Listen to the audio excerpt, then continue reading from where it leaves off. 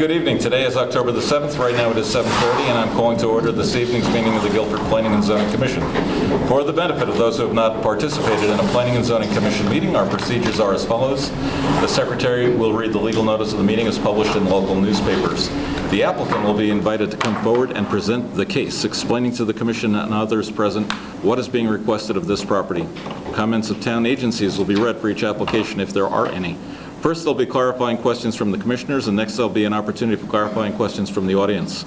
Next, we'll ask those who want to support the application to come forward. Second, we'll ask those opposing the application to come forward.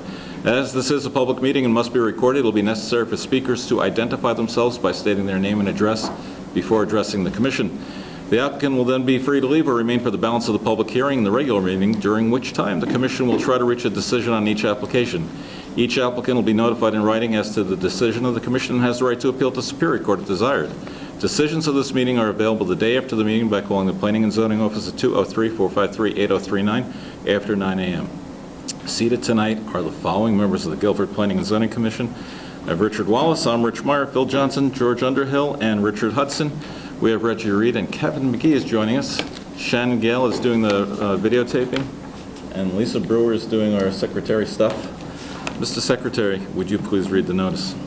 Legal notice, Guilford Planning and Zoning Commission. Notice is hereby given that the Guilford Planning and Zoning Commission will hold a public hearing on October 7th, 2015 at 7:30 p.m. at the Nathaniel B. Green Community Center, 32 Church Street, Guilford, Connecticut, Monunketuck Room, second floor for the following purposes. Zoning amendment, DDR LLC, Guilford Commons, 1919 Boston Post Road, map 79, lots 34, 35, and 36A, zone SCW, request to amend section 23-206, subsection B3 of the Guilford zoning code. The amendment will allow for illumination of signage on the tower of Guilford Commons and revise the specifications for the signage and located on the tower. The following items were continued to tonight's meeting. Kimberly Bailey, on behalf of Frank and Carol Cavallero, subdivision of 396 North River Street, map 53, lot 31, zone R1, special permit, interior lot in R1 zone, section 273-25A, subsection 2D. Matthew Stevens, 55 Horseshoe Road, map 122, lot 34, zone R3. Special permit, accessory apartment, request to waive a professionally prepared site plan, section 273-19. James Hersey, 248 Chaffinch Island Road, map 22, lot 94, zone R5. Special permit, accessory apartment, request to waive a professionally prepared site plan, section 273-19. Vincent Tercio, 11 Millstone Drive, map 105, lot 3C-8, zone R8, special permit, accessory structure over 750 square feet, subsection 273-94. And we're back at the GDR. Copies of these applications are available for inspection in the Office of Planning and Zoning Commission, Town Hall South, 50 Boston Street, Guilford, Connecticut. At this hearing, persons may attend and be heard, and written communications will be received. Dated the 16th day of September, 2015. Richard Meyer, Chairman. Thank you, Richard.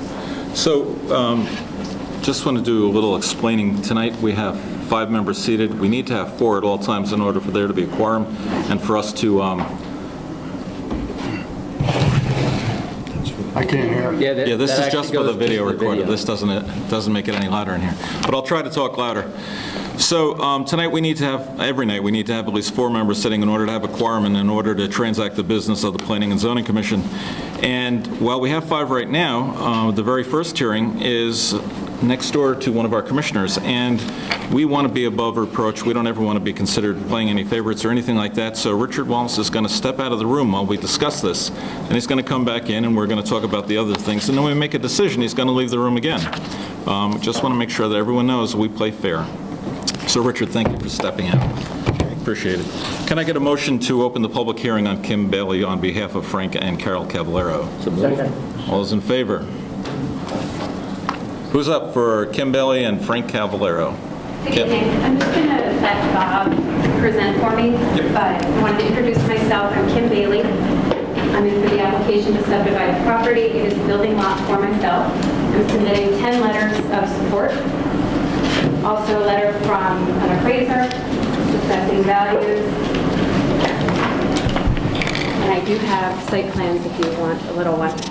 Is this the new site plan? Sometimes it's so far away. I heard there was a change, you're moving the driveway over, or? Yeah, based on input from Jim Portley. Okay. I was a commissioner on this board for 4.5 years, so I'm familiar with special permits and everything that goes into it, and I think we have a well thought out. Thanks, Ken.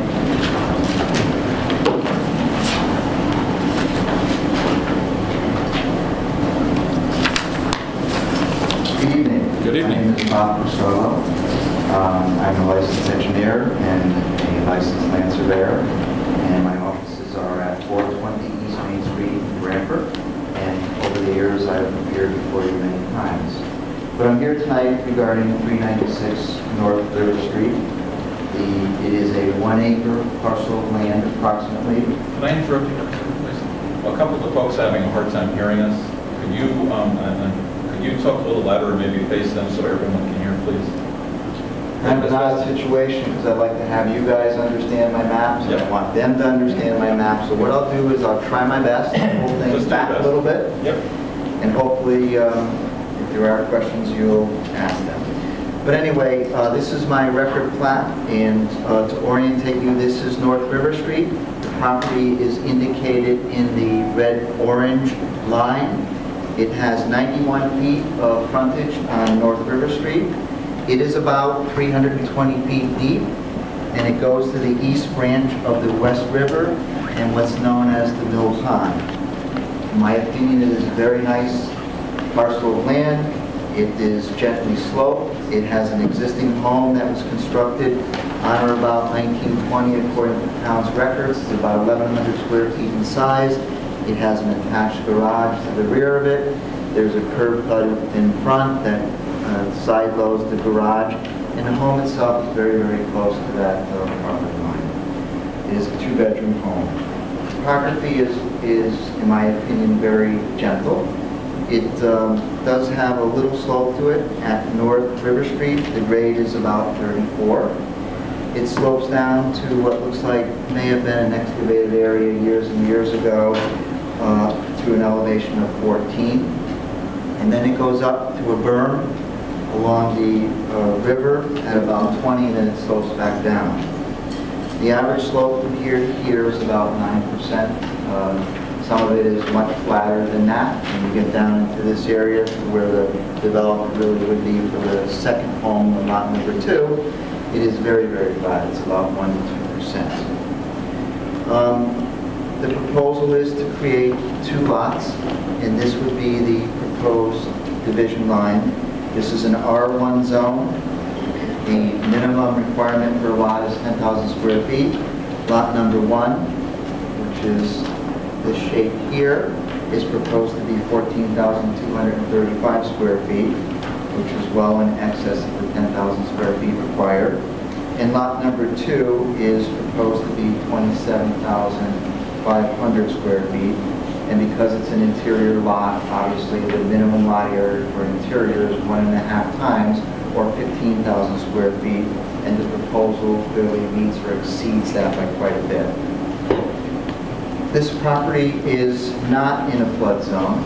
It is in what's classified the best flood zone possible, which is X, which is an unrated area. It is not inundated by the 100-year event. FEMA has classified this as an upland area, and during a 100-year event, the stream, all the stream banks that are here would hold the water in its place, and there would be no flooding on this property at all. I had Mr. Snarsky, soil scientist, flag wetlands, and Mr. Snarsky, if you look in your map, has flagged the line very, very close, and we know that wetlands are defined by soil types, and all the wetlands are within 5 to 10 feet of the existing river and the pond itself. Site soils are very, very sandy, which are excellent for on-site wastewater disposal systems and construction of homes. My second map is what I would label a possible site development plan. It shows the two lots. It shows, as the first map would be, if this does get approved, would be filed in the land records, it shows a 20-foot right-of-way that would be in feet of lot number 1, and lots number 2 would have the right to pass and repass and install utilities within that area. It shows the potential for a home in the front and the rear. It shows potential septic systems, stormwater management systems. It shows grading concepts, and it shows where erosion controls would be. And it shows driveways. And one last thing that would like to happen is that there is a tree fort which is very dear up in this area.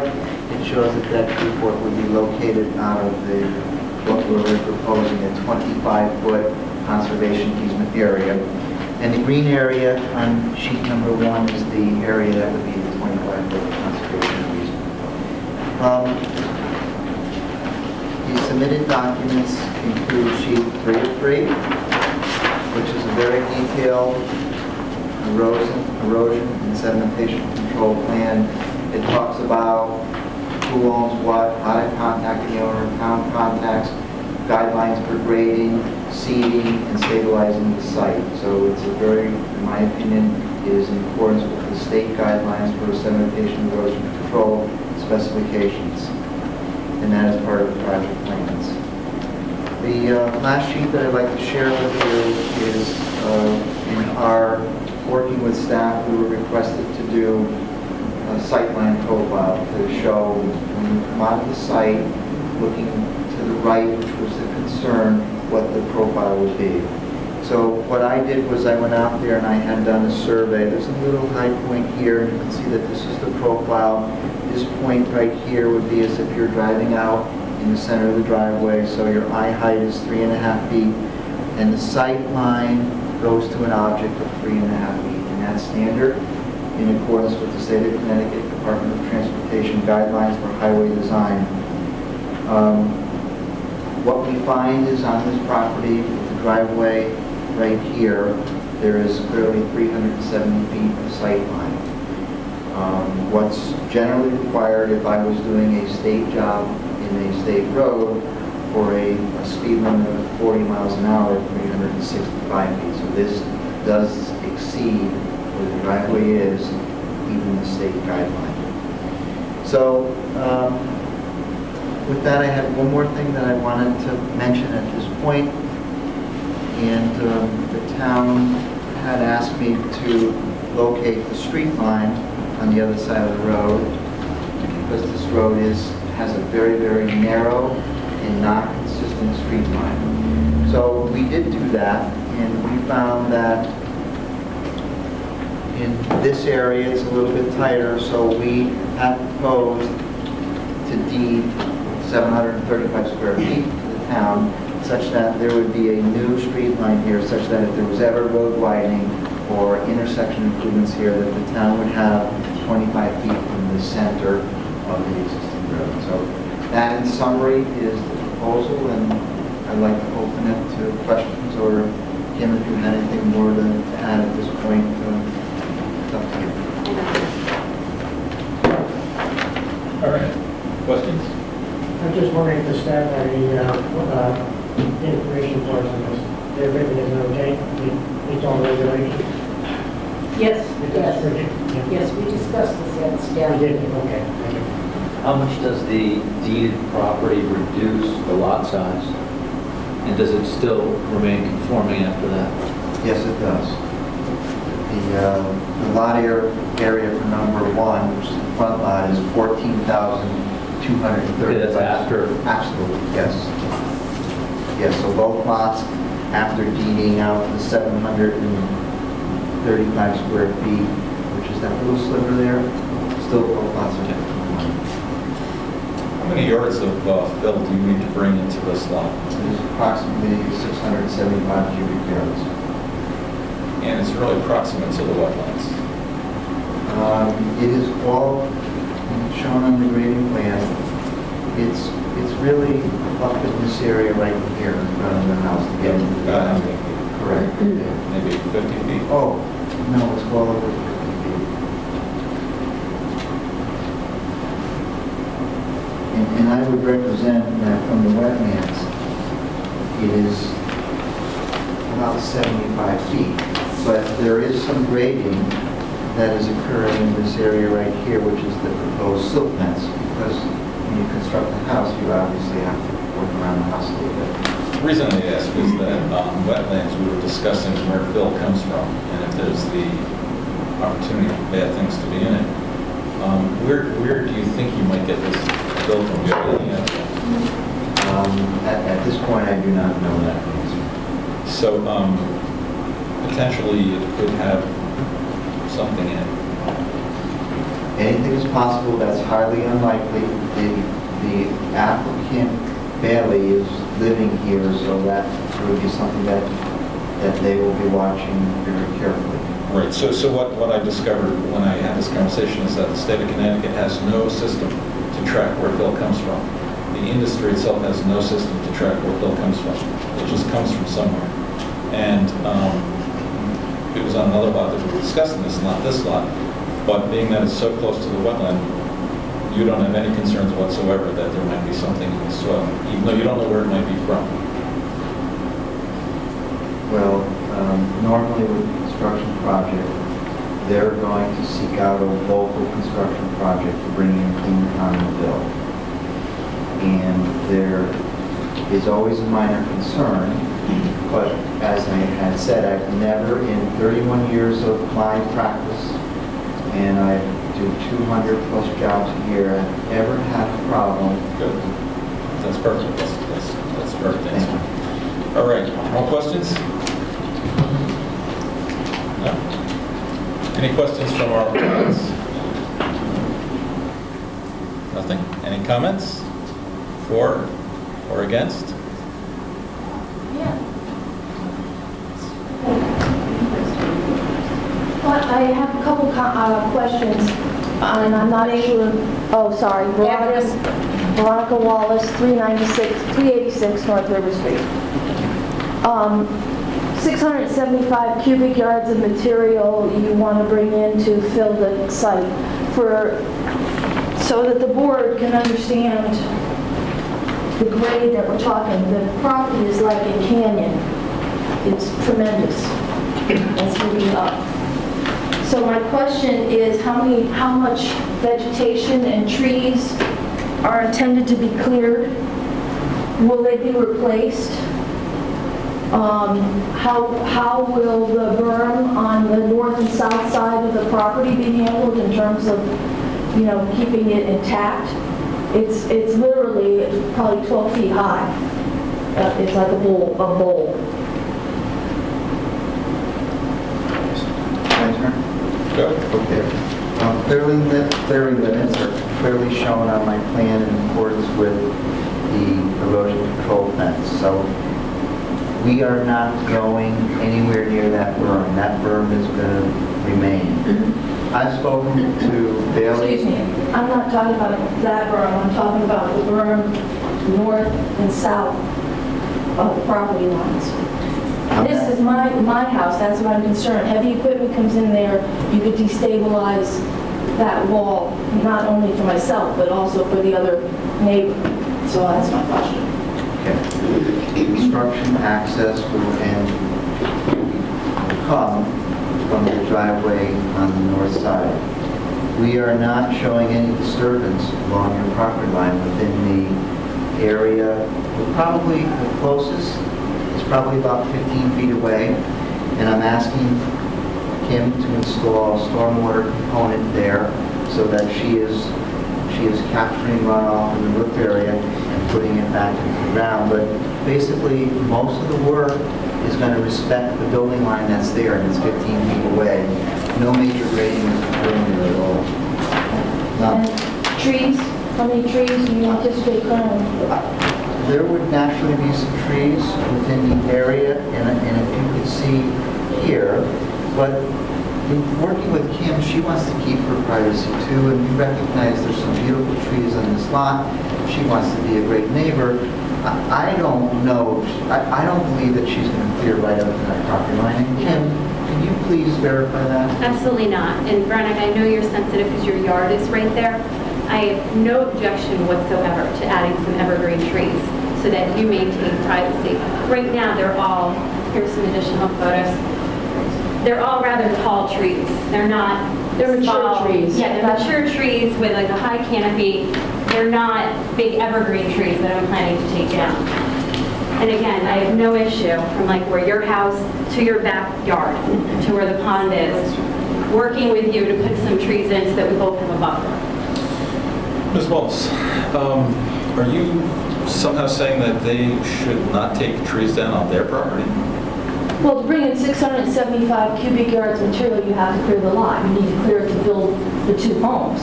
There's Right. trees on the lot. They're mature trees, so taking them down will open up the noise from I-95 and the Martin Bishop Field already. So that's my concern. It then becomes an open area. It's very wooded, it's lovely. It's just a lovely neighborhood. So to clear all that land, it's problematic. Not to mention that once construction begins, there's wildlife down there. There's a wild osprey nest. That osprey is not coming back once construction starts. So I'm concerned about all of that.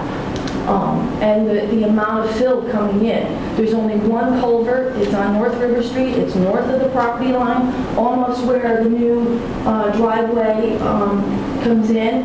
So that's all that's there to protect the runoff.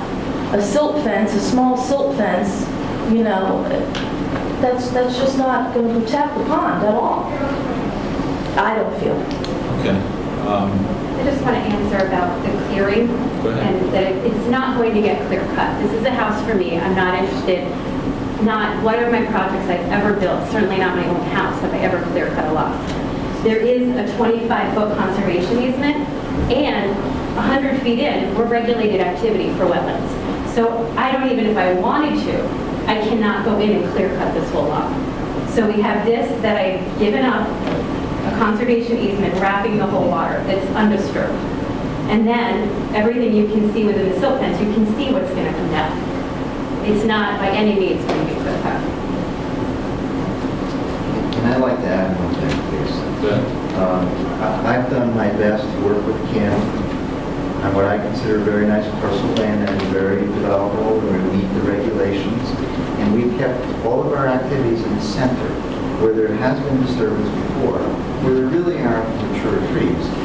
And Ms. Wallace is right, there are mature trees, but it's along this side right here, and Kim doesn't have any intention to remove those.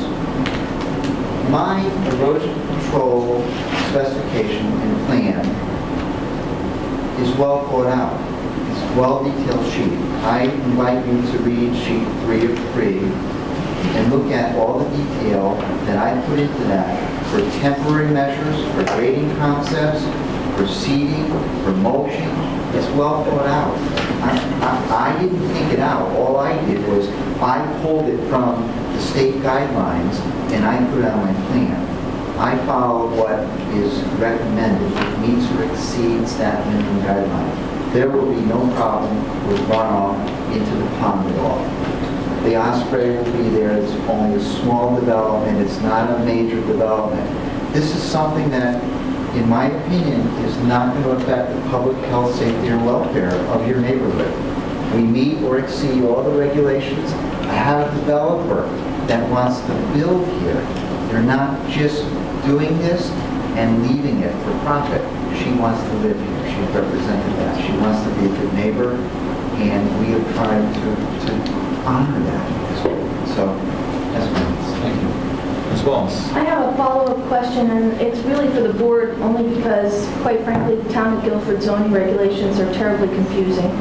I'd like to know that should the subdivision or the special permit be granted and these homes be built, am I correct in my understanding that 5 years from now, another applicant perhaps could come back to the board and request another special permit for, say, an accessory apartment, and then we're dealing with even more issues on that property? Is that?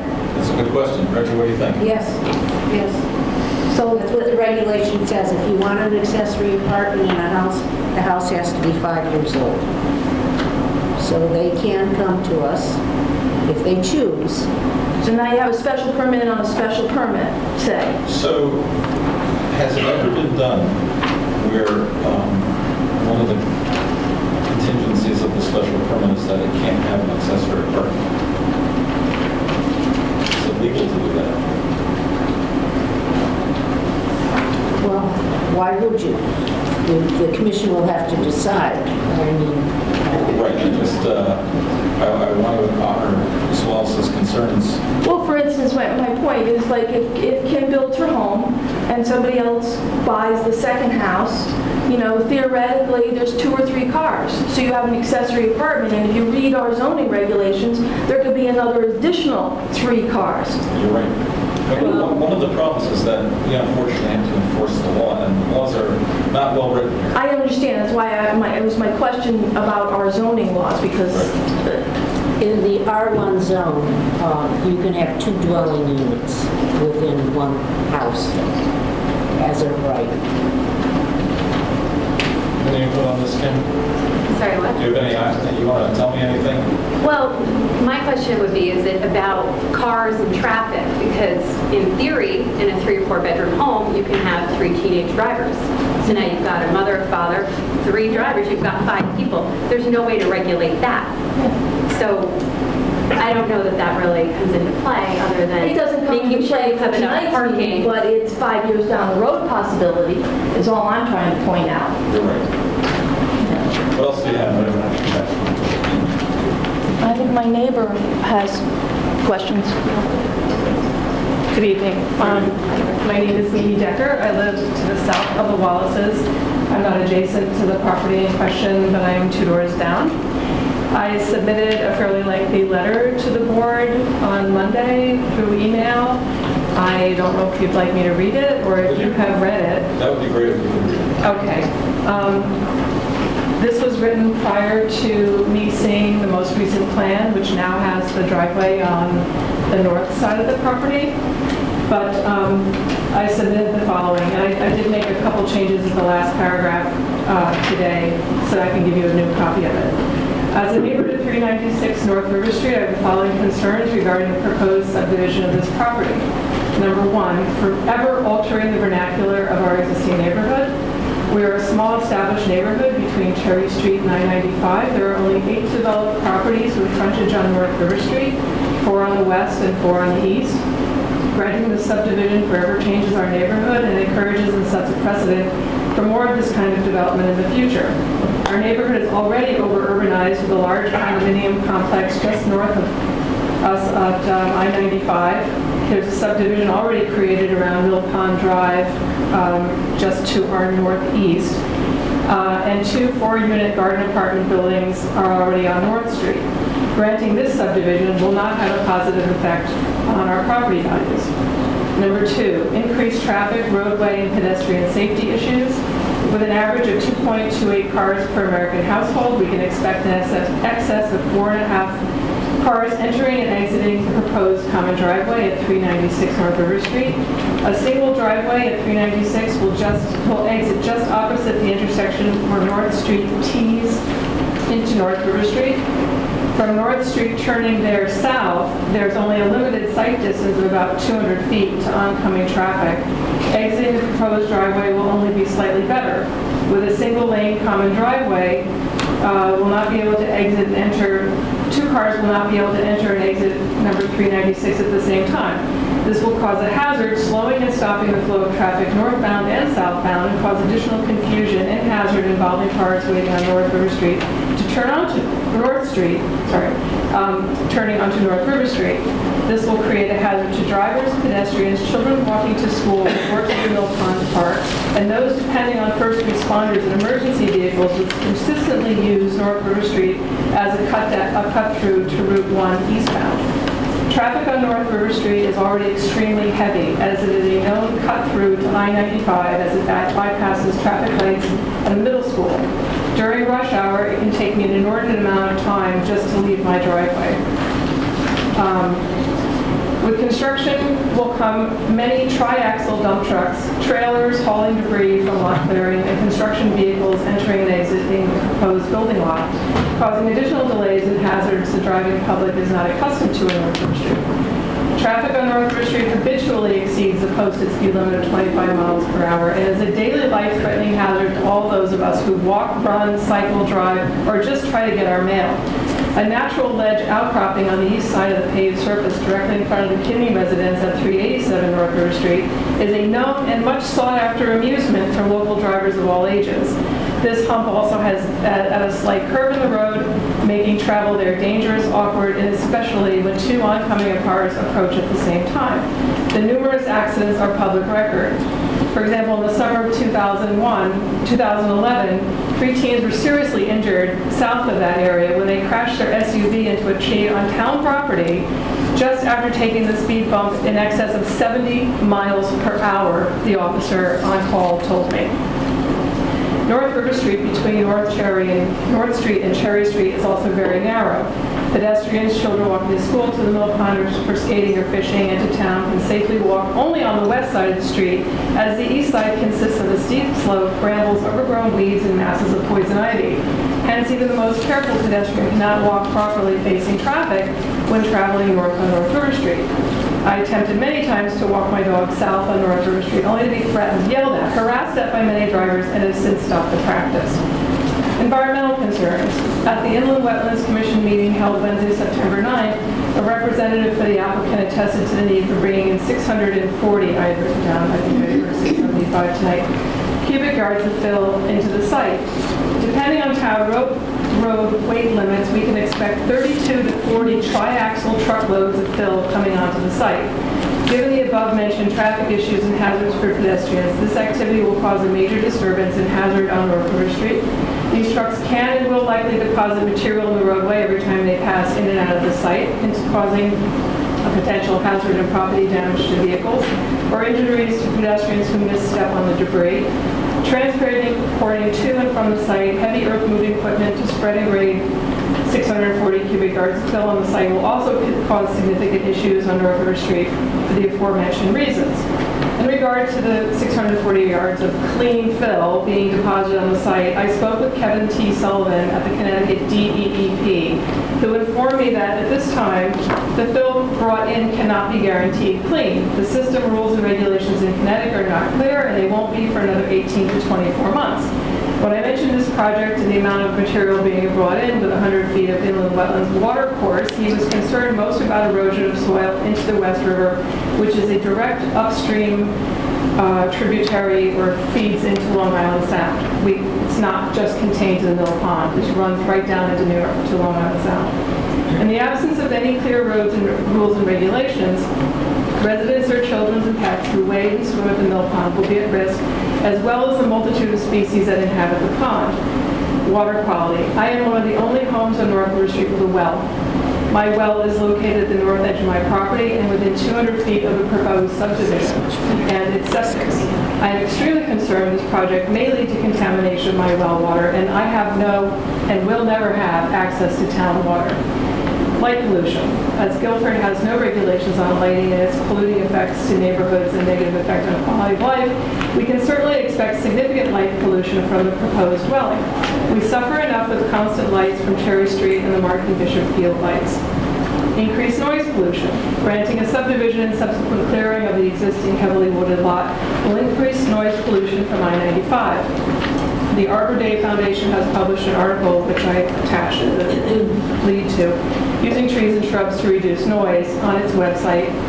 A quote from there is 100-foot wide planted buffer reduces noise by 5 to 8 decibels. And then I also attached some noise barriers, which obviously are out of the question. Another concern I have is containing the stormwater runoff. So increasing the impervious surface area within the easement driveway and these two driveways will increase water runoff to the mill pond. As Mrs. Wallace said, there's already insufficient storm drains on North River Street. Water flowing down the common driveway, easement driveway to the proposed dwellings will be sent away from the home and therefore will flow into the mill pond. As with all driveways, petroleum from car leaks onto them, and which we can expect to also end up in the mill pond and in the groundwater. Driveway surfaces of tarmac will only exacerbate runoff. Permeable surfaces must be studied and considered. Water from roofs and patios will run off and flow into mill pond. The other concern I have is location of septic in proximity to the mill pond. Will the septic be brought in? Will the septic be built in the material being brought in or on established soil? If the former, not going to be assured that the settling of new fill will have no consequences for the safety of the septic system, and that the system will not fail and contaminates will not flow into the mill pond and also into the aquifer, which gives me my water. Next, the easement to the proposed new lot. All easements are rife with problems. One neighbor or their guests routinely park in the driveway, blocking another neighbor from entering or leaving. Children, toys, or bicycles are blocking the driveway. Failure to share costs and repairs and maintenance on the driveway from resurfacing to snow plowing. Failure to maintain the driveway in a manner agreeable to both homeowners. When we have a 2-foot foot snowfall, where is the snow going to be piled? A neighbor decides to put up a fence. Disputes arise over underground utilities or access and maintenance. Problems can occur when property is sold or conditions change in a way that are not anticipated when the easement was granted, such as Mrs. Wallace said about additional special permits.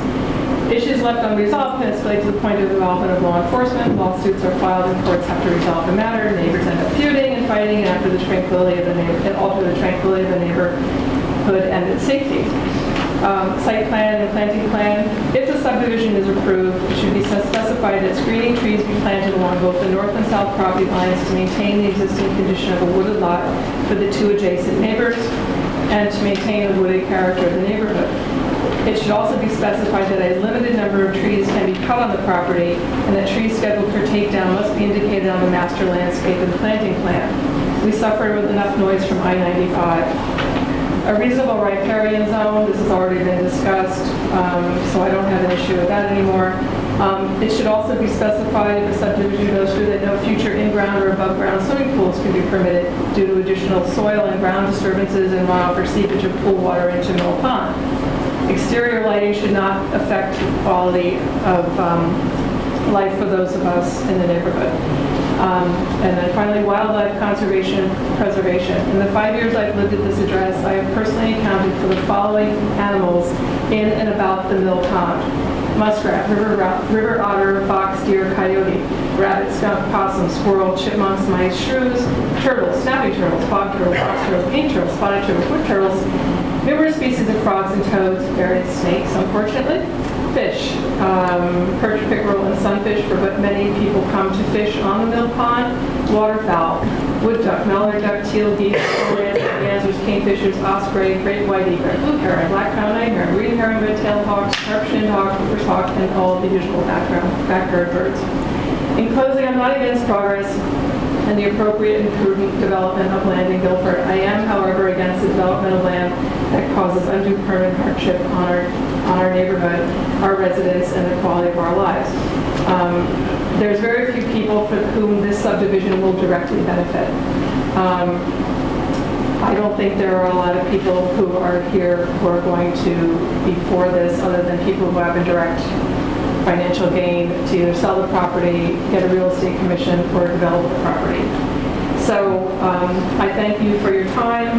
Public input should be paramount in your review of this proposed subdivision. And I thank you for your time and attention.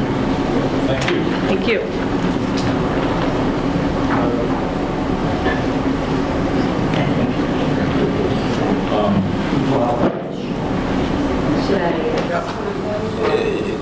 We are gathering information. If you have information to give, please give it. I don't remember all of the points, but some of them being about the driveway and future law enforcement and lawsuits coming in. There is stipulated on our plan that there will be a driveway agreement in place. I'm living there. There will definitely be a driveway agreement in place that talks about maintenance, toys blocking the driveway, items like that. As far as impacting the value, I firmly believe it will, in a positive way, not a negative way. There's a letter in your packet from Trotta Appraisal. He did a full study on it, closed sales in the whole area according to banking regulations. I also added to your packet There is a study that I did on North River Street, Mill Road, Cherry Street, and Upper North River that shows you lot sizes, Town of Guilford assessed value and appraised value, and the year built. You will see all of the newer homes from 2000, 2001, 2003 are almost double the value of the upper ones. So it will not negatively impact. As far as shared driveway access, there are other properties in the R1 district that have the same situation. This is right down on State Street. The driveway is 10 feet wide. This is over on, right by the Guilford Pediatricians on Graves, another one that's serving multiple homes, not just two. All of these have more than. I'm sorry, I don't remember the rest of her comments, but those are the ones that stood out. Please. Yeah, I'd like to address some of the comments that I heard. And let's keep this in perspective. This is a 10,000 square foot minimum lot zone. I'm proposing two lots that are well in excess of that. One is 27,000 square feet. The other one is 15,000 square feet, as I recall.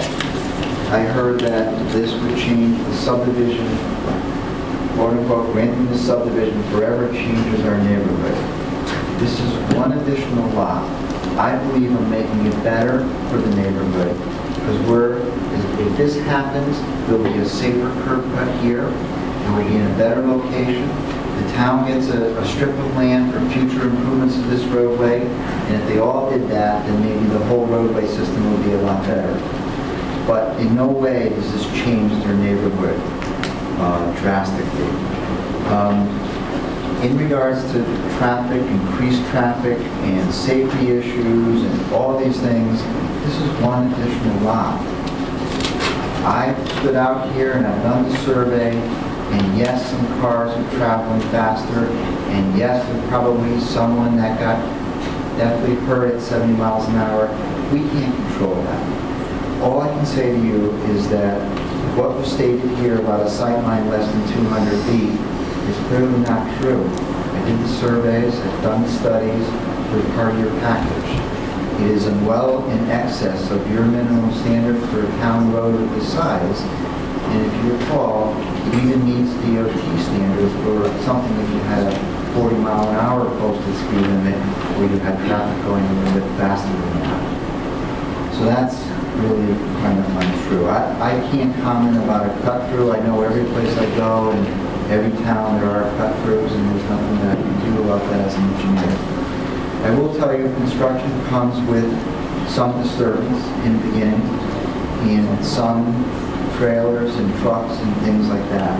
We've tried to limit that to the center of our property and we have done that. So that the neighborhood is not going to be adversely impacted by that. Line number F, regarding the ledge outcrop, I will bring you back to my sightline profile. She's misunderstanding. I've done the study. You have plenty of sightline with this. Environmental concerns. And there was a comment about Kevin Sullivan, and I feel that it's a little bit unfair for him to add comments without seeing my plan, without seeing my erosion controls, without seeing my grading. It was wrong to represent that this fill is on top of the wetlands. It is not. As I represented before, on the grading plan, the possible grading plan, it's shown way up in the center, as I represented before, at 75 feet to 100 feet away, with just minor grading along here, and we're establishing the buffer and all that's being left alone. That's the truth, along with the erosion control plan that I believe is well thought out in accordance with the state standards. Water quality. Again, I believe is unfair. My plan does address water quality. We're collecting the roof area, we're storing it, we've sized it for the volume of 1 inch. We haven't looked at infiltration, which is a conservative approach, and we are not going to impact the Mill River or the river or mill pond because of this development plan and the way I presented it. Light pollution, the site is lower. This is normal homes with small lights on the outside and increased noise pollution. I'm not quite sure how one home one additional home would increase noise pollution to warrant concerns that are listed in item number G. There again, we have shown development in the center of the property, we're leaving the mature trees inside, we're leaving the buffer along the river. Mrs. Bailey likes the wildlife also, we don't want to harm any of that. So,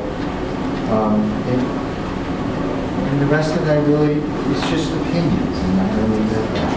Thank you very much. I just have two more points for a second, Rich. Ms. Decker brought up about her well and the septic. She is over 200 feet, she said in her letter. This code for that, from a well and a septic distance, I believe, Bob, correct me if I'm wrong, is 75 feet. So Correct. it's well in excess of that. Also, the comment about no in-ground or above-ground pools, I would like to point out that the neighbor to my south, the Wallaces, do have an above-ground pool, that they're in your packet. It's about 61 feet from Mill Pond. I have no plans for a pool. I am within the wetlands regulated activity zone. If I wanted a pool, I'd have to go to wetlands and ask permission for it. So, and there is no plan. One last point that I forgot to mention. The septic systems on these two lots will meet or exceed the minimum requirement of the current public health code, which is very strict now. And some of these homes are much older, the code was not as strict. There will be no pollution from these septic systems. They will be done in accordance with the code. The code is very, very conservative and strict now. It makes the designer look at the hydraulics and the hydrology of the soils. They'll be the best septics in the area. Very expensive though. Sir? Yes, Walter Piper, North Street. Just two quick questions. The 25-foot easement for the town to increase the road, will that mean that the red house will have to be taken down? Proposal is to remove the red home. That's on the plan, correct? That eliminates my second question. Thank you very much. Thank you. Thank you, sir. You guys have any more questions? Anyone else have anything to add? I do. I'm at 400 North River Street. I'm right next door. And the only thing I would like is I'd like to have maybe so I can take a look at it. Could we have your name, please? Well, I'd love maybe to look at it like just privately, you know. Ma'am, could we have your name for the record? Cynthia DiGiulio, 400 North River Street. And I do agree that the red house is, I've lived there for 3 years now, it's dilapidated and falling apart. The animals all live in there, it's time to take it down. I see. So as long as the proposal is something that can be acceptable, Thank you, I don't have ma'am. a problem. Appreciate that. Rich, I just want to point out, 3 of the letters of support in the packet that I gave you are from direct neighbors in this. 320 North River Street, who is also a real estate agent, not attached to this in any way. 119 North Street, which is within eye distance from this. And then someone that lives up in the condos that's very familiar, drives these roads all the time. So it's not just people from all over Guilford, they're direct neighbors. Thank you. Anyone else? Last chance. Can I get a motion to close public hearing? Second. All those in favor? All right, well, thank you very much. Why don't we bring Richard Wallace back in?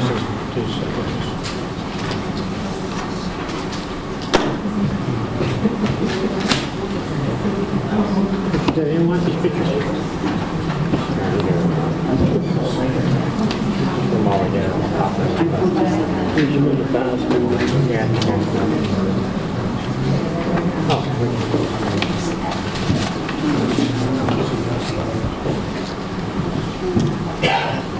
Welcome back, sir. All right, can I get a motion to open the public hearing for Matthew Stevens? So moved. Second. That's all right. All those in favor? All right, who do we have for Matthew Stevens? Come on down.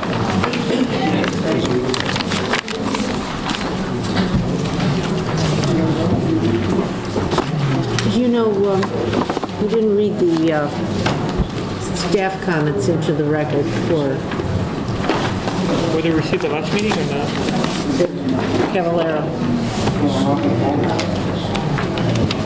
When is October 7th from Jim Portley? So what do we do now? Close the public hearing. Can we make a motion to reopen? Yeah, you should reopen it and read. So we just need to do some housekeeping, so could we just set that? We'll be quick. All right, so can I get a motion? I think make a motion to reopen the public hearing. Second? All those in favor? We have a couple of letters from staff that we have to read in. Jim Portley's letter, Dennis Johnson's letter, and You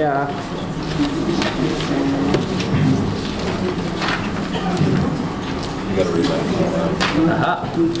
that. Letter is to Planning and Zoning Commission from Dennis Johnson, Director of Health, dated September 15, 2015.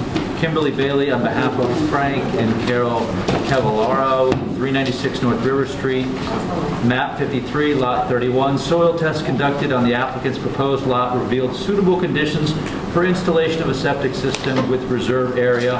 Water supply will be provided through the public water connection.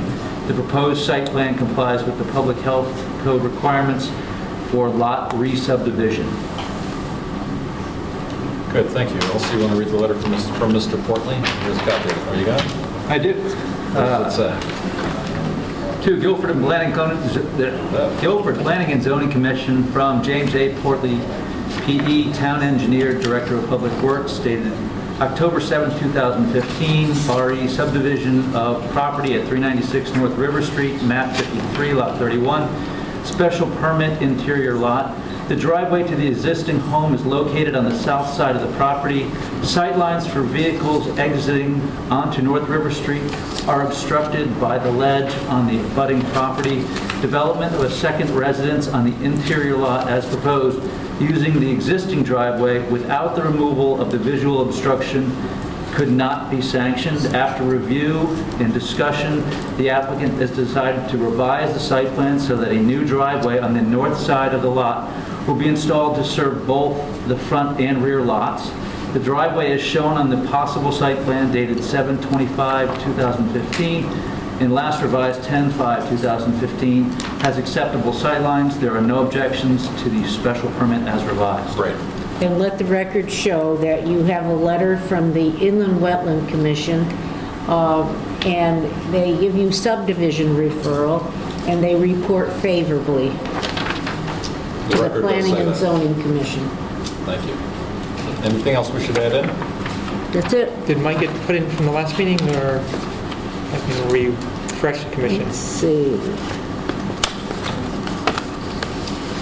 I have it in front of me if you want me to just refresh the commission. Yeah, why don't you do Why that? don't you refresh us, Kevin? Do that. Keep it, my letter was written September 15th, 2015, so there's been some changes in the plan since this letter. I reviewed the plans for the subdivision of 396 North River Street. A review of the site development plan submitted to the Inland Wetlands Commission showed that all construction activities will take place a distance greater than 30 feet from the edge of the east branch of the West River. The applicant has completed the low-impact development checklist and will be treating the stormwater and underground detention system. The area between the river and the construction is shown to remain wooded and will provide protection to the river and the adjacent mill pond.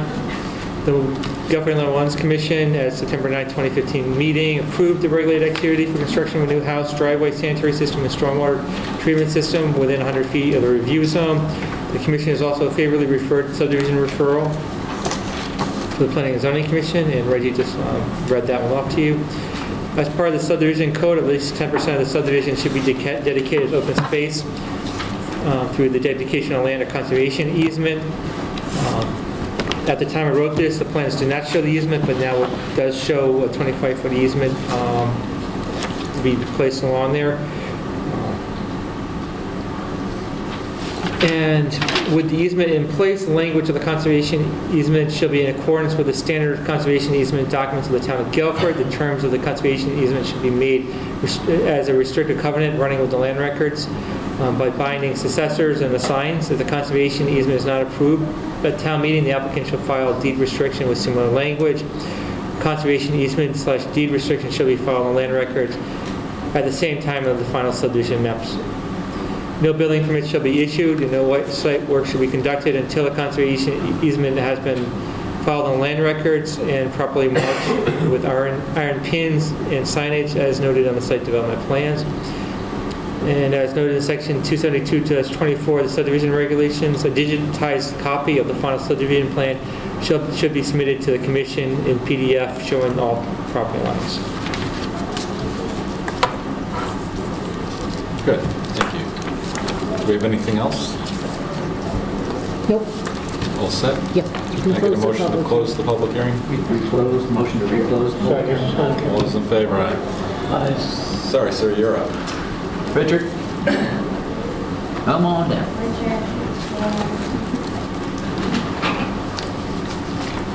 My name is Matt Stevens. I live at 34 Highland Park Road in North Haven. The proposal is about an accessory apartment for 55 Horseshoe Road in Guilford. It's to include on the lower level of a raised ranch, to include a small kitchenette, a galley kitchenette, a bedroom. There's a family room there that stays the same. To enlarge the bathroom by a couple of feet and change the entrance, and then just move the laundry room. Questions? You're making an accessory apartment? Yes, That's even simple as that. it's as simple as that. And there's no professionally prepared site plan, but there is a site plan prepared by Paige Taft for me, which Yeah, you're doing this for rent purposes? no.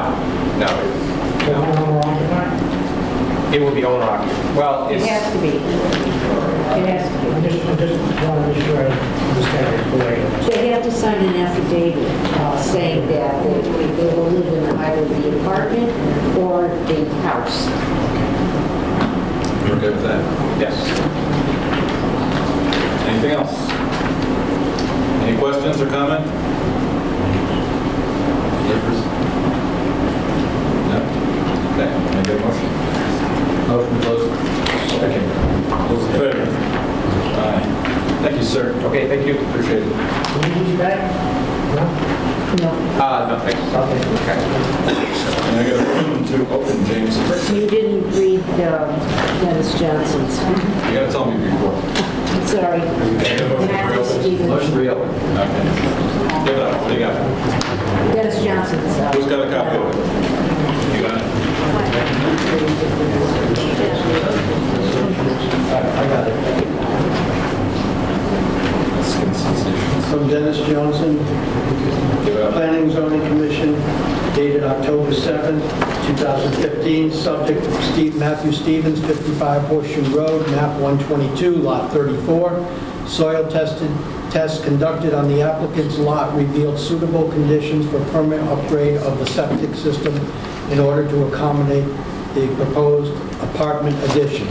Based on the soil test results, it is recommended that the applicant's proposed apartment be approved with the following condition. Prior occupancy of the apartment, the existing septic system serving the house shall be upgraded to accommodate the apartment.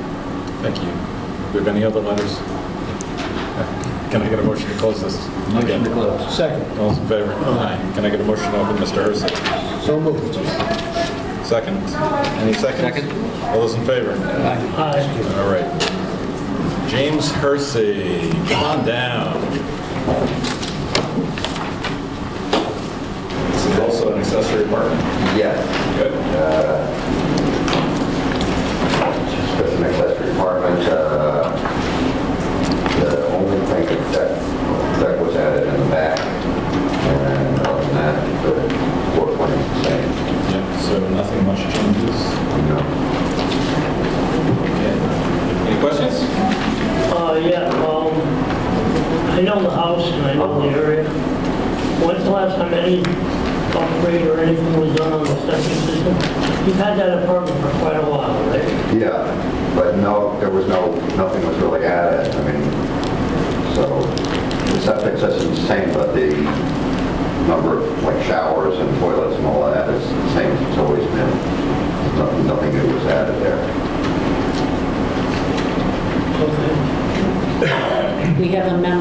from the Director of Health. Would you like to read this? Planning and zoning from Dennis Johnson. The applicant's proposed apartment layout will require rearrangement of existing floor plan to create a separate living area. As a result of the reconstruction process, one bedroom will be eliminated. The septic system serving the dwelling is adequate in capacity to accommodate both and proposed apartment and home. The applicant's proposed accessory apartment complies with public health regulations related to the septic system and well water requirements. Perfect. Any other questions or comments? Yes, ma'am. I have opposition remarks. Please come up and can tell us your name too. Yes. Happy to.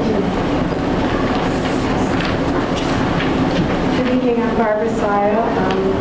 I live at 245 Chapel Road. James, nice to see you. Looking well. It's been a long time. I come here with very mixed emotions today because it's not pleasant to be in opposition to a neighbor who's lived across from for 24 years. So I do this with a heavy heart, but with in all good conscience. I have the signatures of 13 families who live, 12 families who live on Chapel Island Road, and one who lives on Deep River, who are in opposition to the accessory apartment approval. Can you hear me? Can you in the back? Okay. I had surgery on my throat, so I can never hear if I'm screaming or whatever. Do you have a copy of the letter that I wrote dated September 6th? It was supposed to be in your packet. No, it's fine. Oh, they didn't get copies? I have my own, so I'll have to read it. I'm sorry. I made copies of the signatures. So,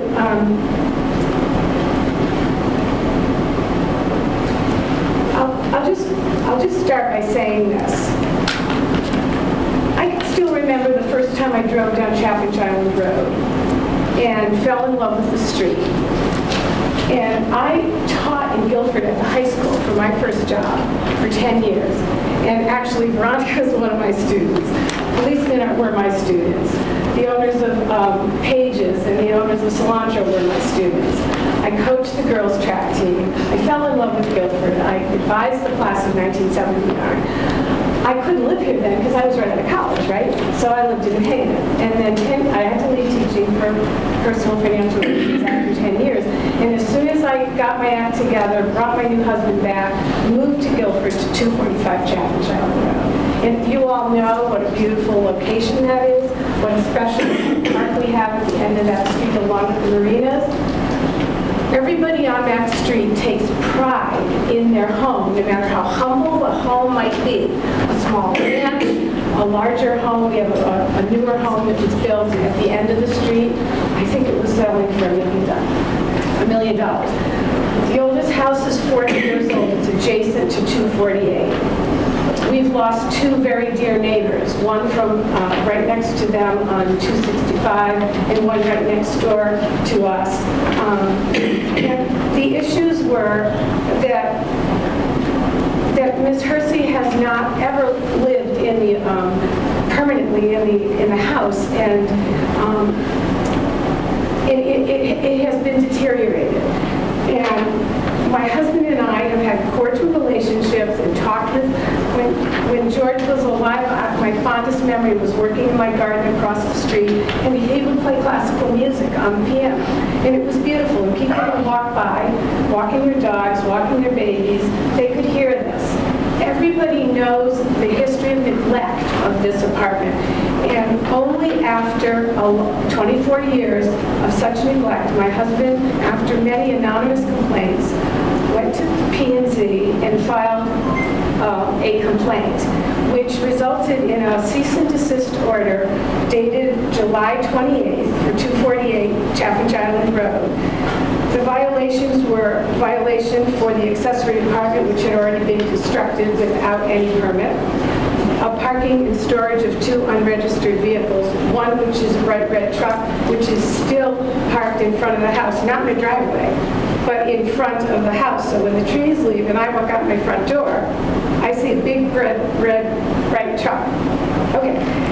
And third violation is parking and storage of buildings and landscape vehicles and equipment such as cherry pickers, because not only was the apartment illegally built without the approval of planning and zoning several years ago, but it was rented out to a person who conducted a commercial business out of that, which created noise and several cars and commercial tree picking. We have pictures in the letter that I wrote. Those big. This is the description that the cease and desist order described the property. The property appeared blighted because the grass was not cut. There were 2 storm doors leaning against the house, a pile of plywood, 2 microwave ovens. This is in the yard, by the way. Cardboard, large pieces of glass, a plastic tote bin full of pots and pans, a plastic bin full of discarded items. You have that on that's from the cease and desist order, and there's a backside to it. A pile of various sized wood pieces and large plastic water cooler bottles with the tops cut off. And the order of July 28th said all these items should be removed, and the appearance of the property was blighted because the grass had been uncut. There was a large pile of wood chips, a huge mound because it was commercial. That commercial tree cherry picker or whatever was making piles of wood chips. We had spoken to James several times about the noise caused by this large cherry picker starting up in the early morning hours and creating a lot of noise. We even complained about the apartment. It wasn't our business. It was just that there was never, in 24 years, there's never been any care taken to this property. And it's been negligently cared for by a non-resident landlord. And everyone who lives on the street knows the history of different academic rentals. During Hurricane Sandy, things were not anchored down on the property. Debris endangering the safety of neighbors. I've talked about the abandonment. And the reason, if you drove by today or tomorrow, it's relatively tidy is only because my husband, Keith Michon, who regrets he can't be here due to work, signed a complaint in July, and Officer Reed visited the property, took the pictures, and wrote the cease and desist order. That's the only reason in 24 years that this property has not been blighted. When people walk their dogs and walk their children down this beautiful street to the end to enjoy the park, they look left to this horribly kept property. No pride, no consideration for the value of our properties. And they look right and they see our home with a nice garden. They also see my neighbor's small ranch, not such a nice garden, spring, nice daffodils, but clean, very nicely kept. We're the last 2 houses you can see when you go down Chapel. The other 2 are hidden. So you see a blighted property with discarded vehicles and debris, and total disrespect for the neighbors who live in the area. So I don't want to take a lot of time because the first issue took an hour, and I know everybody's probably worked and had a long day. So I'm going to give you copies of the family signatures, and the letter that I read said that the signers of this letter strongly oppose the proposed change allowing an accessory apartment at 248 Chaffinch Island Road.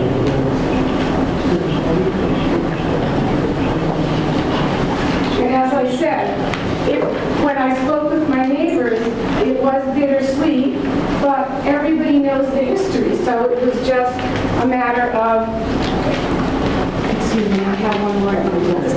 It was just a matter of, yes, I know. We're an aging population on this street. 11 of those families have lived on this street over 20 years, and we may want to sell our homes. And we need to protect our property value. And an accessory apartment, as somebody said before, allows 3 more vehicles. This is is outrageous on a property that can't even take care of the vehicles that they have on their own property. So I thank you very much for your time. I thank you for the opportunity to speak and to share the concerns of all of these neighbors on Chaffinch Island Road. And I respectfully request that you support our deep concern that this not be allowed to continue, and that you don't reward a neighbor who has over 2 decades, 24 years, disregarded the laws of Guilford, the zoning regulations, and kept a blighted property. It is not respecting our property values. Thank you very much. Good evening. Thank you, Mayor.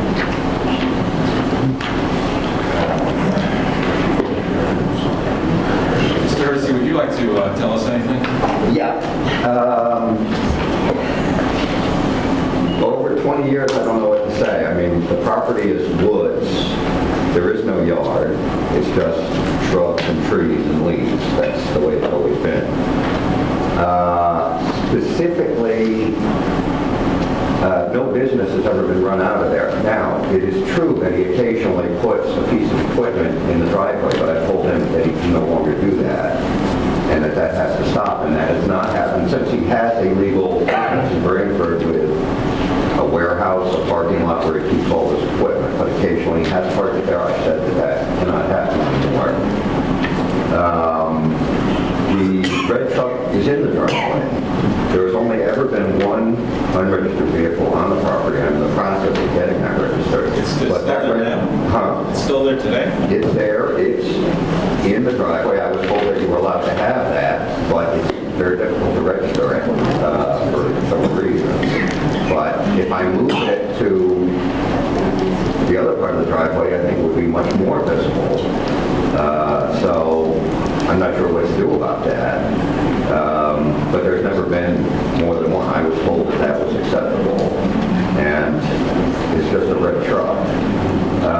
It's true that I had some lumber due to my business, but I built a fence to make sure no more lumber or trash cans or anything. In fact, I think all the problems could be solved simply by putting a fence around the property. As for the blight is woods, as far as I can tell. Unmown grass is not. Do you live there right now? Yes. So these are your vehicles and your trucks? Or? Yeah. Yeah. No, what she was on, the cherry picker is the tenant.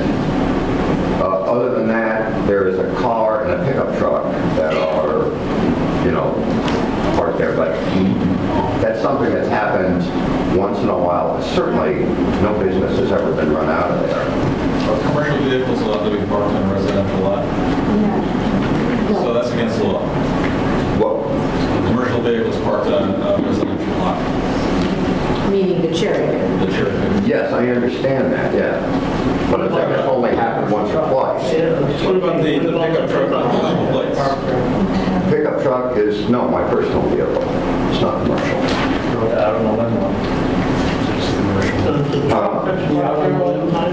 The out on the limb one, that's registered as commercial, so we can no longer park that there? Does it create a hazard there on the street? No, it's not a giant, it's just a pickup truck. I would say a sidewalk. It's parked 20, 30 feet in from the street. It's not, Is there a reason, how long has your red truck been there unregistered that your neighbors have? a year, Huh? 1 year, I'm approximating. There's a problem why you can't register? Because there's no title and it's extremely difficult. I've done half the paperwork, but I just have to find a time when I can go spend essentially an entire day in there. And each time I do, there's just more paperwork. Plus, I was told it's legal, and I don't know what's wrong with the truck. I mean, why is it? Reggie, is it legal to park an unregistered vehicle on the lot? One unregistered vehicle can be parked on any residential person. Thank you. Yes. All right. And the out on the limb thing, if it's a pickup truck, that can be parked there too. As a commercial plate. Doesn't matter. Doesn't matter. That's not a commercial truck. A commercial truck is something that has a carrying capacity of over 1.5 tons. This one doesn't. With the chair- Like a dump truck. So Oh, with- no, the dump truck is wrong. That's No, what I'm what saying, about the out on the limb cherry? out on The cherry picker with the whatever you call it on it? It Yeah. sounds like cherry picker 47, starting across from my bedroom? Yeah. That can't be. No, if it's a pickup truck, it could be here. I didn't see No, that. I entirely agree about cherry picker or dump truck or anything, but as I said, I told them those vehicles cannot at any time be on that property, and they have not been since I told them that. And the reason they're not there is because my husband filed a complaint. Otherwise, they would still be there. The yard would still look like what it looks now, and I have no confidence after 24 years that the yard won't go back with an accessory apartment that's going to allow 3 more cars. It's an uncontrolled space with no disregard, with no regard for the property. It's a beautiful piece of property, as James said, very wooded, but they keep it like a dump. What, may I ask what the number of vehicles is this allowed? Mr. Hersey, Yeah, if you live in the house yeah. and you know that there are commercial vehicles in the yard, you look out your window and you see them, why did you let them stay there? Because it was only, this, he didn't drive these things home once every night. This would be something basically once in a while. But if they're the first time, why would you let it happen a second time? You have neighbors. Well, I think I did tell him, and he said, okay, but then it might show up again. But it was not like, I mean, So from what you're saying, you were not in control of the situation with him and he brings it back a second time you talk to him? well, no, I think now I've made it very clear that if in fact this happens, he has to move out. And I have to say that since that, yes, she made the complaint, I complied, but since then, no vehicles of that kind. Any other factual information? Yes, ma'am. Yes, the cherry picker young man lived in the apartment and parked the cherry picker there. That was his vehicle. Any one of these landowners and property owners on Chaffin Charlie Road know about the cherry picker because during the storm, he's a nice guy. He came and helped people clear the debris. So everybody knows that he was living there. And there's only one reason why James has complied. Cease and desist order. 24 years. 24 years. We need to protect our property values. And I would hope that Guilford Planning and Zoning would work with us to protect our property values from neighbors who've proven over 2 decades that they don't care for a beautiful piece of property on a beautiful street in this beautiful town. Thank you. Thank you, ma'am. Yes, ma'am. Former owner, mother of owner presently, mother of one of the owners, my 2 sons, my other son who lives in France, can't be here. And I think, I have to say, I do not, she's absolutely right. I mean, this has declined and has not been taken care of properly in recent years. 24 years is a bit long. I don't think it's been... 1991, yeah. I mean, wow. And certainly this situation has only been in recent years. I mean, well, the last 8 years since my husband died, and well, for various reasons. But one of them is, and I do not, for a minute, disagree with you on that. What this comes down to is whether, in fact, given all these circumstances, James can clean it up and keep it cleaned up, and I think he probably can. But I have to admit, the only reason he has done it now is that your husband came and complained, filed a complaint, and what can I say? Again, I think that, in fact, that has made a difference, and I hope will make a sufficient difference. I do think that the kind of place it is, without all the piles of junk, which are now gone and must be gone, without that, it is not the kind of lot that was ever kept in a suburban kind of a way. But when we bought it in 1982, it was wooded. It was built by Bill Mack, his first house, and he was a controversial figure in and of himself. Didn't get along with all the neighbors, as we found out. But he had a wonderful sense for the land. He has a wonderful sense for a site that nobody else thought could be built on. This was his first house. He made some mistakes, but that is not the purpose here. If you insist on saying that it cannot be rented, I think the only way we can keep the house possibly, I can't live there anymore, unfortunately, because it's among its other peculiarities is it's up and down stairs. There are stairs up like this and they're like this. You cannot go to the bathroom without going upstairs or downstairs again in our part of the house. So for me, it's not possible anymore. My other son comes over from France with his family in the summer, and so that's, we all love it. That's why we can't have kept it. But it is certainly going to have to be sold at some point. It doesn't really make sense. And so if you think that this is not worth a try, cannot be, given a chance, so to speak, then it's time to sell it. That's what it is. Thank you very much. May I just clarify one other thing? Just one other thing. Yes. The present tenant has been there, I think, about 3 years. There's not been this problem for 24 years. The piles of junk that she's talking about was when my brother was cleaning out the house and taking things to the dump. That's absolutely true. I confess to piles of lumber and to the cherry pickers that they're not there all the time. But putting that as a 24-year problem, I think is incorrect. And plus, 24 years ago, it was just a wooded property, as was just described, so, Well, it also had a fence, originally, a very high fence, which not everybody liked. But it was wild. It was pretty much wild. Okay. And Jane's absolutely right, as I said before. It's a very unique piece of property. She gave me a tour of the house years ago. It was built with this big stone, with respect to this big stone, but it's just declined. And I think the one important thing is that even when the tenants were there as an academic rental, and Jane would come for the summer, it's a wooded lot. I mean, but what's happened with Jane's there is that it's deteriorated into the pictures that you see. That's the issue now.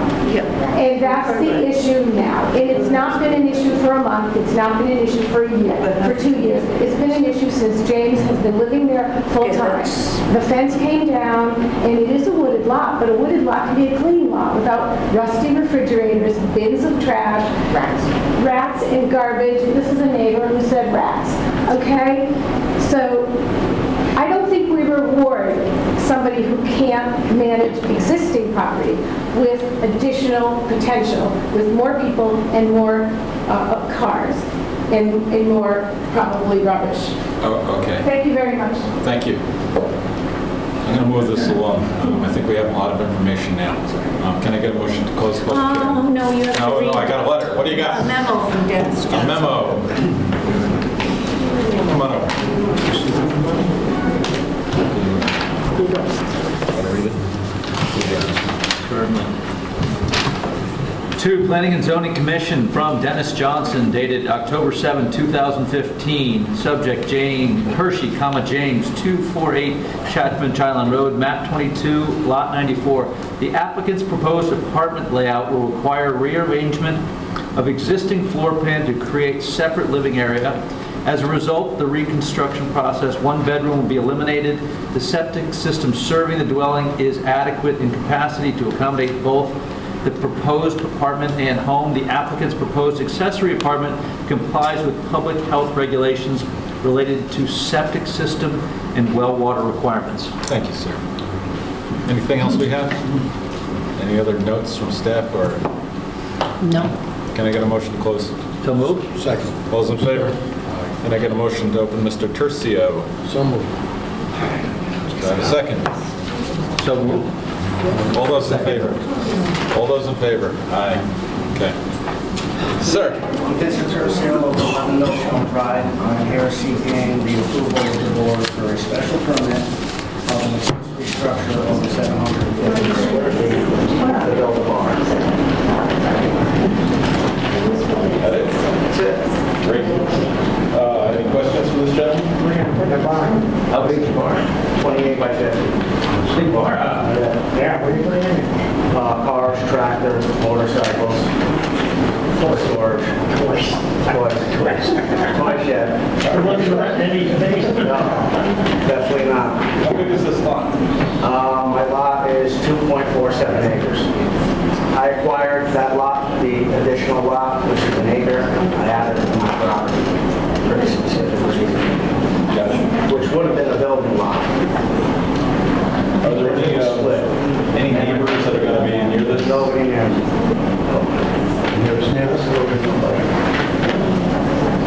It's a Vermont lakeside. Good. Any other questions? Did you see the Yes. Just good. Thank you. So now I have quite enough space. What's that? I have quite enough space to live in. I don't need any more space to live in. So it'll be a 4-car garage, actually. You don't park commercial trucks on your property? No, I do not. No. Although I do own a business and I pay a fee to the town for owning the business. We thank you for that. Yeah. An extra fee, should I say? We all have fees. Yeah, I'm sure. My one next door neighbor has no opposition, and the person who sold me the lot has no opposition. And there's really nobody, it's at the edge of no stone, so I really don't have any neighbors. It'd be across 77. Did you have The town has, there may be a bathroom in it, and if the septic part is approved, then there will. Are you considering anything at an apartment? No, not at this moment, no. Not at this moment? No. We have a memo from the director. Do we? And what would that memo be? Planning and Zoning Commission from Dennis Johnson, Director of Health, 8 September 15, 2015. Subject, Tercio Vincent, 11 Drive, map 105, lot 3C-8. The applicant's proposed barn does not conflict with location or function of septic system or well. That's exciting. Pretty much to the point. Any other questions? Any other notes? Any comments? Move to close the public hearing. Second. All's in favor? Aye. Can I get a motion to open the hearing for our friends from DDR? So moved. Second? All those in favor? Aye. Good evening, Mr. Chairman. I have good news. We are not proposing an accessory apartment. Thank you. That might be easier. Thank you, Councilor. We are proposing by the way, my name is John Nuff, I'm attorney at 147 Broad Street, Guilford, Connecticut, on behalf of DDR Guilford LLC. DDR's development manager, Andrew Iaruzzi, is with us this evening. As you know from our short presentation a couple of weeks ago, this is an application to amend the signage regulations that pertain to the Shopping Center West District. It is to do two things. One is to amend the sign plan that is a part of your signage regulations, and we're going to we have 5 signs on the back of the building under our current approval, and that's what we're going to end up with under the proposed regulation. And the other change is to modify the system of lighting the signs of the tower from faceless or externally lit to internally lit. So let me show you a couple different plans that depict what these changes are. So this is a rendering of what is currently allowed under the existing regulation. If you look, obviously the front is the front, but we're concerned about the back. So if you're looking at the back of the building, under the current regulations, you have the Michael sign, Fresh Market sign, and 3 signs on the tower for a total of 5 signs. And this is the existing signage plan that is actually in part of your signage regulations. So these two are essentially the same. One's a rendering, which is more technical. this is what we're proposing, which is to eliminate the Michael sign. The Fresh Market stays. 3 tenant signs in the tower, but we'd be adding the name of the center at the top of the tower. So for 5 signs, the 5 signs, eliminating the Michaels, a small Guilford Commons on the tower elements, and lighting these 3 signs internally as opposed to baselit. Again, this is the more technical drawing. This is the one that's actually in your application to amend the signage plan. This is a comparison of the two, before and proposed. Again, losing the Michaels, adding Guilford Commons at the top. And this is a rendering of what the signs will look like. If you saw the one of the renderings, earlier version was Guilford Commons would be sort of a script. That has changed to now it's just going to be a more regular typeface.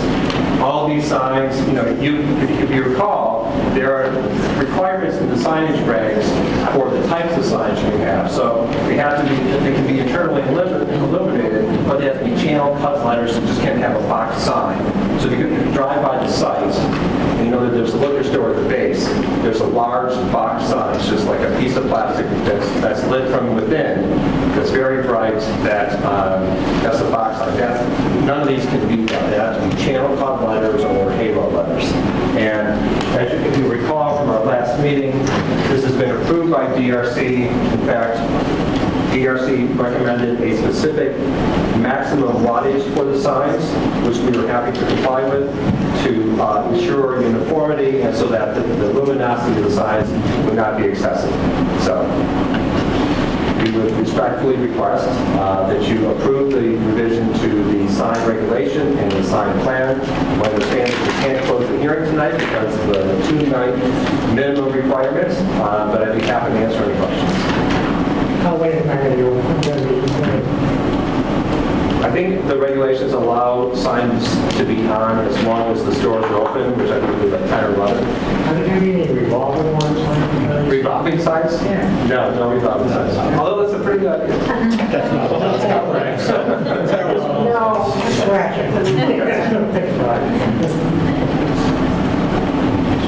Can you, I like the internal channeling, so. Yeah, and all the signs at the center have to be those channel cut letters. I kind of like this. When the signage was initially approved, it was all externally lit.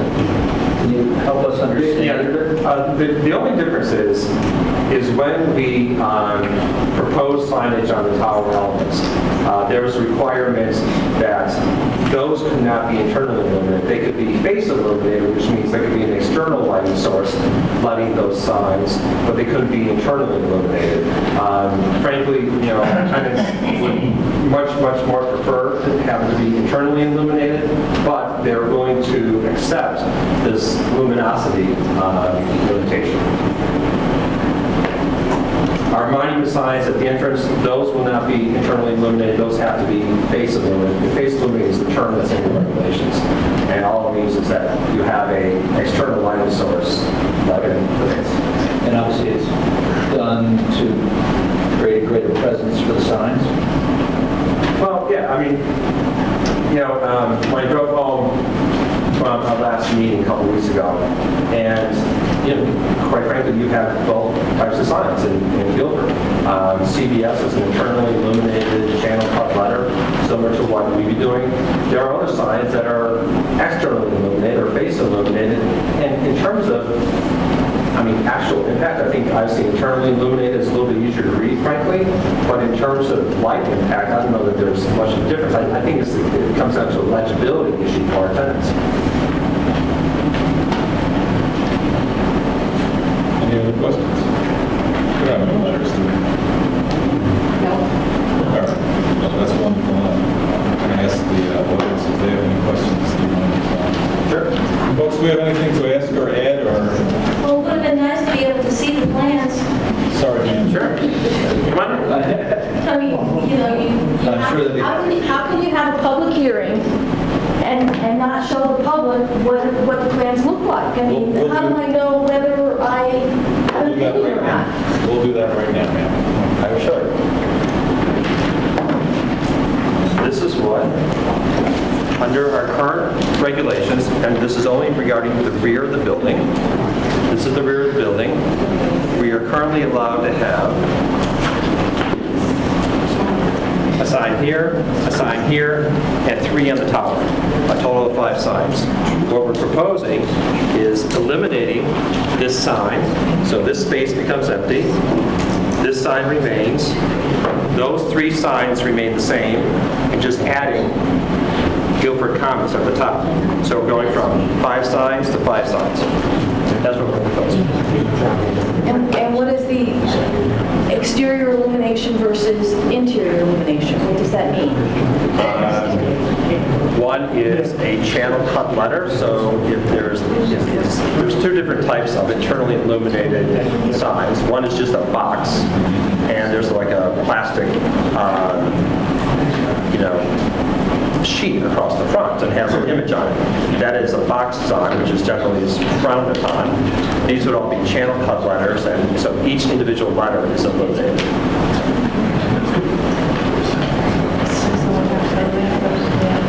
There you go. Thank you.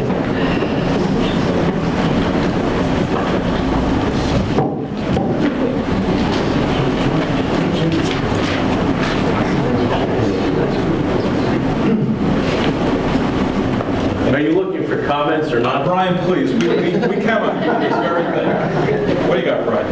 Well, a few things here, Richard. I mean, I think, looking at this project, like many construction projects, it's evolved over a period of time, a couple of years, 3 years probably, since the original designs were done and the specifications are done. So tenant input is really what's driving the change in the requests. So, I mean, they came in with a plan, saw a plan, and were approved for that plan. And now because of tenant input, and I think that's important, that the people that are paying the bills to live here and grow their business are the ones asking for this. As John mentioned, I mean, the Michael store, or what is now the Michael store on the far right, had a illuminated sign that I think was close to 3 feet by 25 feet in size, and they're asking for a trade-off to have their name illuminated on the tower. They're willing to give it up off the back of the building. And I mean, I haven't done all the math, but if we added up all 3 of the tenant names that are going to be lit on the tower, it's probably less, and I'm shooting from the lip a little bit, from what was already approved on the tenant sign. Total square footage is less, yes. Okay, so I mean, so if we look at it from that reasonable standpoint, I mean, I think it's a reasonable request to do this. The other thing they've added the Guilford Commons name, which I think is a good touch. I'm on the Chamber of Commerce Tourism Board. I've worked with the GPA on historical tourism. Everything we say is trying to drive people to Guilford and get them off the highway. Millions of cars a day, a week, a month, whatever, passing Guilford, and just that little added touch of Guilford Commons at least makes people aware of where they are as they're going by, basically on 95. I don't know how many of you have driven by it lately. From a practical sense, you can only see the tower when you're coming from Guilford towards Branford on Route 1. You see the one face. The other face that I think is going to be included is almost secluded. You can't, because of trees and everything, so it's not going to be that visible. Really no homes in the area of consequence, impact in where this is, so we're not going to have those kinds of issues to deal with. So you just look at the whole tower visibility. I'm going to make a question maybe to you, George, and Walter was bringing up in the last meeting. He had a big concern about the lights being turned off at night. And I'm looking for help. As far as I'm aware, there is no regulation that says any of these lights have to be turned off at a certain time. There's a condition of approval. You can get it, yeah, it can be a condition. Okay, help me out then. I mean, we have plenty of other signs, as John said. that are lit up. Condition of approval when the shopping Okay. center was approved. All right, so they have the ability to discriminate against this plaza or come up with a regulation that's different. Well, I mean, okay, maybe not fair to say discriminate, but we have a plaza that's up on the hill, almost hardly visible. Okay, so to impose that kind of regulation, I guess, is in with your purview, but interesting. I was thinking about a safety factor, I don't know about aircraft or anything like that being confused with a one-way light of being in. No, I mean, quite frankly, it was... That's what I was talking about, the revolving one. Right. As Reggie said, part of our special permit, there's a number of conditions, a dozen or 2 dozen, one of which was turning off the signs. We have light else, Brian? Well, yeah, I guess maybe just as a closing comments, let's not forget this area was zoned probably back in 2000 for a shopping center. So the things they're looking to do are common within shopping centers as a general operation. It's 15 years later. It was zoned to be a shopping center. Thank God we have a shopping center. It's there. We want this to be as successful as possible. It's good for Guilford. It's good for the town. It's going to bring people in. It's good for the grand list. We want this place to be successful and not do small things that might hinder its success. Well, I guess what I'm asking for, what is your hours of operation? It depends. I mean, it can be as late as 10 o'clock, and typically, actually what we do is we shut lights off an hour after the last store closes. And that's a safety precaution. All your tenants are in agreement with that? But there is no set time. It's based on hours of operation. So if Bed Bath & Beyond, I think, is one of the stores that does those extended hours once in a while. They're open till midnight. Would the lights on the tower be on till 1 in the morning then, if it's an hour after closing? There would be, yeah. I mean, and Brian is reflecting what we actually would prefer. We think the tower is, especially at the limitations that DRC has asked us to put on it. It's not an offensive amount of light to leave it on 24 hours or throughout the day. It may not be offensive to some, but it might be offensive to others. Well, I mean, let me point a couple things out. Again, as I drove home 2 weeks ago, I took note of all the signs that were lit. I think I left at Great Lakes. There were lit, despite the fact that all the stores were closed, including the liquor store at the base of the hill, the CVS. Virtually every other light of a sign was still lit in Guilford fairly late at night. There's also a fundamental difference between our project and our property than every other commercial property. If you drive by the Walmart Center or any other one, you're driving by at grade and all the buildings are facing the streets. The vast majority of our stores is the backup house that faces the street up on top of the hill. The ability for people to see signs for our project is so far less than even like the small CVS development down the street. So for 150,000 square foot, if you do a ratio of square footage to signage that's visible from the public way, there's no way that anyone can even approach that ratio of what we have of 150,000 square feet with this minimal amount of square footage of signage that you can see from Route 1, essentially. Brian, you all set? Yeah, I'm all set. I mean, it's obvious I support their request. I would hope you would support their request. I would hope you wouldn't put the limitation on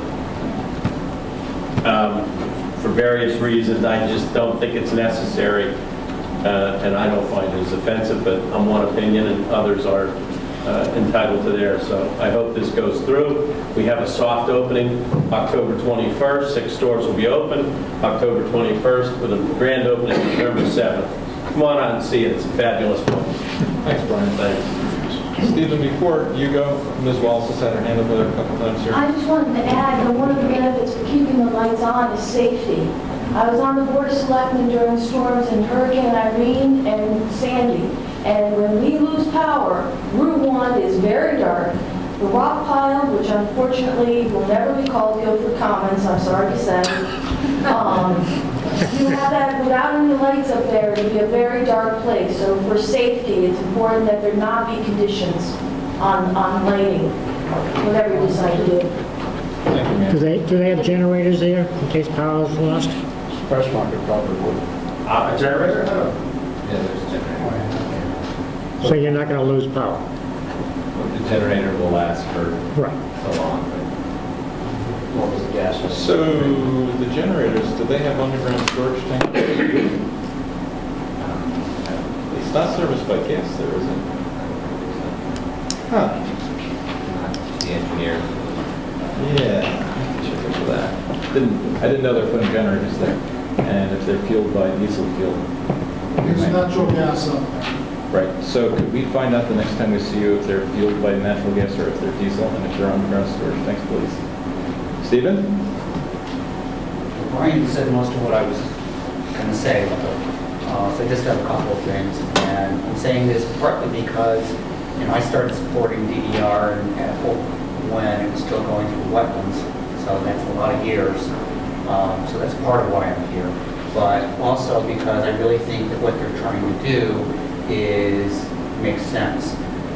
And they're being very agreeable as to the amount, the brilliance of the signs, trying to keep them very, very tasteful. And Veronica pointed out something I was going to point out, which is, that property is identified as the rock pile. And we're really, really hoping that the name Guilford Commons will catch on. And one of the things that's going to help that is having a sign that says Guilford Commons. I mean, the three stores that you've really talked about with existing lights that want to go up there, they're not the only stores that are going to be up there. So, and I'm not hearing that any other stores would want to go up there, but it makes sense because people will see the signs for those stores, but they're not going to see the signs for other stores if there's nothing up there that says Guilford Commons. So it's a trade-off of 5 for 5, making it more attractive in my opinion, but condensing the size, condensing the brilliance, and I think it can still be effective. So that's all I really want to add. Thank you, Stephen. So, that's one question. I have not thought about that. That's why it's so good that the public comes here and asks questions, because I have not thought about this. So, how many stores are going to be on this tower? How many signs do we know? A maximum of 3. That's what is permitted now. So this is what the existing sign plan is, which is in your regulations. Yeah. It shows 3 tenants. Yeah. The only thing that we're adding is the word Guilford Commons at the top. And as has been remarked, Michael's is coming off the rear and going up on here. But the number of signs has remained the same. Yeah. And so that's only the ones in building C or group C? So you're looking at the back of the building. Oh, so that's the 3 stores. Yep. And the ones on B, do they have lighting on the back side that faces Route 1? They do, yes. Yeah. So there's already going to be lit signs facing down on Route 1? Yes. This is just going to be more? In the original regulation, there's only 2 limitations or elimination of internally lit signs. The monument signs at the front of the entrance that say Guilford Commons, and the tower. So the monument signs will still not be internally lit, but this is what we're asking for. Good. What do you got? We've been talking about the lighting. I go back with Mr. Copps as far as the wetland days, when wetlands had a condition of lighting as a condition of one term of a condition of approval was about lighting and the thing. Basically, what John's coming forward here is just a trade-off, but it's a classier trade-off. Kevin, I have a request for staff. Could you review the wetlands approval on this and see what the actual limitations of lighting are? Would you mind doing that for me, please? Just anything that has to do with lighting, because I was at those and they were really contentious, and it was scary. But if we could find out what the actual limitations are, the wording, that would be great, because that might speak to this. He probably has it. Of course he's got it. I can't ask him to do it.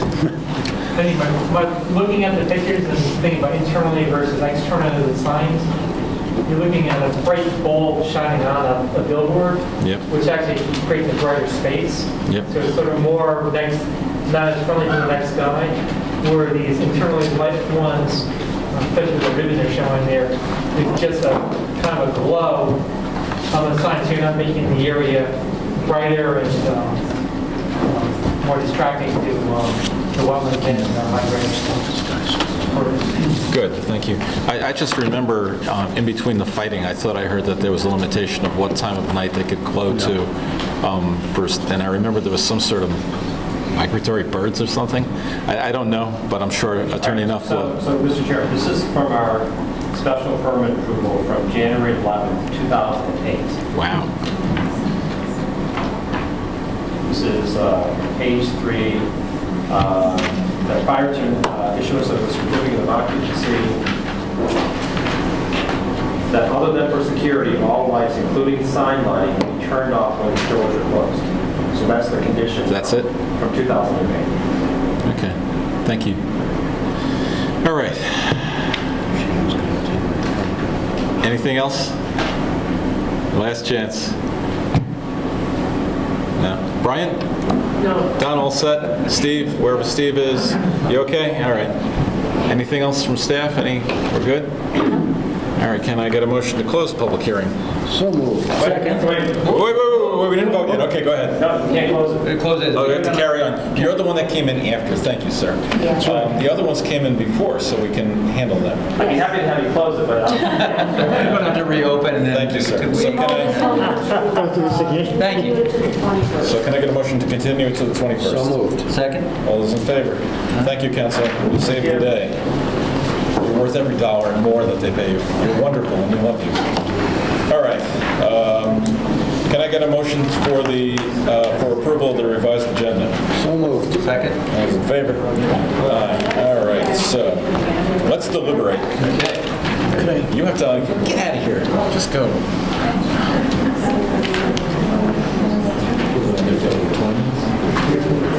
She's gonna stop. You're about 5 minutes out on the tape? Okay, good. So maybe we can get started on this. We don't have to open and start talking. Now let's talk. No, she has 5 minutes, she said. You want to change the tape now? Would that be good for you? Let's change the tape now, please. We're going to take a quick break. We won't discuss any business, and we'll be right back. All set.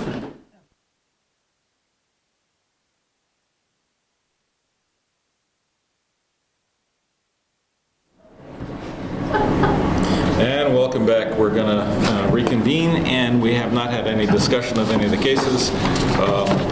And we're at the point where we're going to start deliberating. So can I get a motion to open the deliberations for Kibele on behalf of Frank and Carol Cavallaro? So moved. Second. All's in favor, aye. Okay, there we go. So what do we know? What do we think? What are your thoughts? I'm sensitive to the neighbors' concerns about the trees. Yep. That being said, I don't think, Reggie can help me out here, that there's any regulation which would restrict them from cutting them all down if they so chose. Am I wrong? Only that 25-foot. But outside of that, No, there isn't. so at least my sense is they're going to be sensitive to... Where we had testimony that the owner is going to be occupying it, at least in the near term. And so she's expressed that she wants to be a good neighbor and put bushes up, evergreens up to sort of grant privacy. I also am sensitive to the next door neighbors, all the neighbors, and I know that some of the mature trees do cut down on the noise from 95. I live a little bit further away, and I can tell you that I can hear Route 95 through my walls. So I know how loud it can be, and my neighbors have really tall trees, so I can't imagine if they cut them down, I'd probably be pretty cranky. But we sort of have to balance that against the rights of the property owner to develop their property in accordance with zoning regulations. George, what do you think? I live on the 4 acres. We had a clear cut to put my house on there so thick, and we love it. I keep it that way. But it's just at all possible. But that's a personal because I come from the city, actually. Right. Sort of thing. So the woodlands and that is what we've always dreamed of having. And here we are in Guilford, living the dream. So yeah, I'm very sensitive to what we do to what's natural. And trees are a natural thing, and we should preserve them as best as possible. Richard? I think her presentation is great, and I think that she's planning on living there. I don't think she's going to go in there and, desecrate the land around her or subdue it. So it's like you got bad water runoff or your sewage is running out of the ground. And the pond, I mean, that's something that I'm sure she's concerned with. I think her presentation was excellent, and I'm for it. So I can share with you that I also serve on inland wetlands, and I was there on the inland wetlands walk, and I discussed with the other wetlands commissioners the impact, and I received information from staff about the impacts. And there's not going to be a significant increase in any impacts to Mill Pond or any waterways there. I don't, other than how it affects the immediate next door neighbor who is opposed to it, I don't see anything else there. And the applicant has provided letters from an overwhelming amount of neighbors. I don't know, there's quite a few there. So I would have a hard time saying no to this based on the fact that the applicant's going to live there. They're going to replace the trees. They want to be a good neighbor. They have relocated the driveway to get a good sight line for pulling out into the street. I don't know that the traffic on that street is going to be significantly impacted by one more interior lot house. If 3 people live there, cars go in and out maybe twice a day, 3 times a day, and there's a lot of cars going down North Street, so it might increase it a very small percentage. Taking down the dilapidated building. Right. The one thing I also wanted to comment on was with respect to clean fill versus, I don't think, as there is no certification process. Right, there's nothing. I mean, I think the assumption is that, if you have a licensed contractor who says they're bringing in clean fill, that, I guess you as the homeowner are going to be potentially responsible if they bring in stuff that's not clean, to go back after them. Right, well, actually, I think that the state and town probably would go after the property owner who brought it in. So she has a vested interest to try and get clean fill, but the truth is you don't know. We're doing a planned residential development, and we were standing next to a fill pile that had asphalt in it. And that's where I got my education, that we don't have any system in place to make sure it's really clean. Potentially could be terrible stuff, but we had testimony from the applicant's engineer that said that in 30 years he's never had a problem. So maybe we're worrying about nothing. And we sort of have to go on someone with credentials who's saying there's not going to be a problem versus whatever I make up in my head. I'm not qualified to really even have an opinion. So, are you pretty much settled? I am. I am in favor of it. Richard, how do you feel? I'm totally in favor of it. I would, if I could make a motion, I would make a motion to approve the special permit. Well, oddly enough, you can make a motion. No. We just have to find the motion. We're normally more organized. Here we go, I got it. Want to read it? No, I read it before. I read it out loud. Proposed motion Bailey voted that the Guilford Planning and Zoning Commission approve a special permit and re-subdivision for Kimberly Bailey, 396 North River Street, map 53, lot 31, as shown on quote, proposed property lines, proposed lots 1 and 2 for Kimberly Bailey, unquote, 3 sheets prepared by Crisolo Engineering LLC, dated 7/10/2015, revised 10/5/2015. This application is approved with... So, any conditions? Kevin, do you have conditions? Sometimes you do. Yeah, the conditions I had were...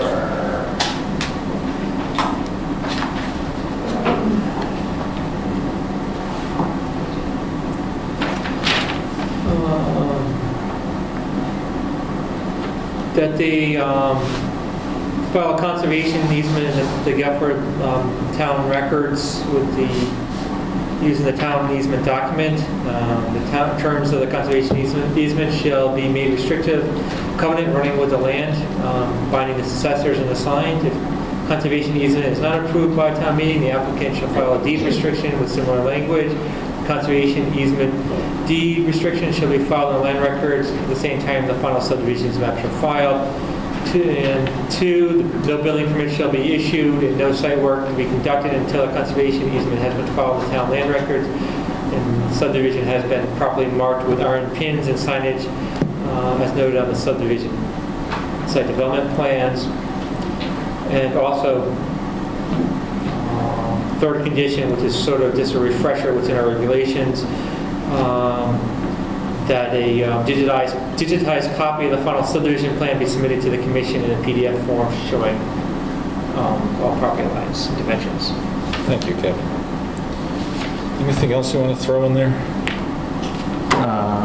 This application is approved based upon a finding that it conforms with the zoning and subdivision codes. The special permit is effective October 16, 2015, and upon filing with the town clerk. And you guys want to second that?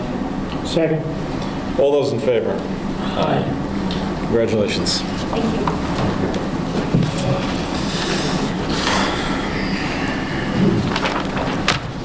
Okay. Can I get a motion to open the deliberations for Matthew Stevens? So moved. Second? Second? Second. All those in favor? Okay. So we have an application for an accessory apartment, and he's going to renew the septic system, right? That was the plan. So it's going to be an improvement on the lot. I believe that's the plan. I think that's what Kevin said. Yes. Or Reggie said about, they're putting a new septic system in. That was, okay. Yes. So do you guys have any questions or thoughts about this? Any ideas? No? Why did they have to expand the septic system? What do you got, Phil? Does it conform for the town codes? Is there, I think it's always nice if we can have something to look at, something to consider, as opposed to just throwing it out there for approval.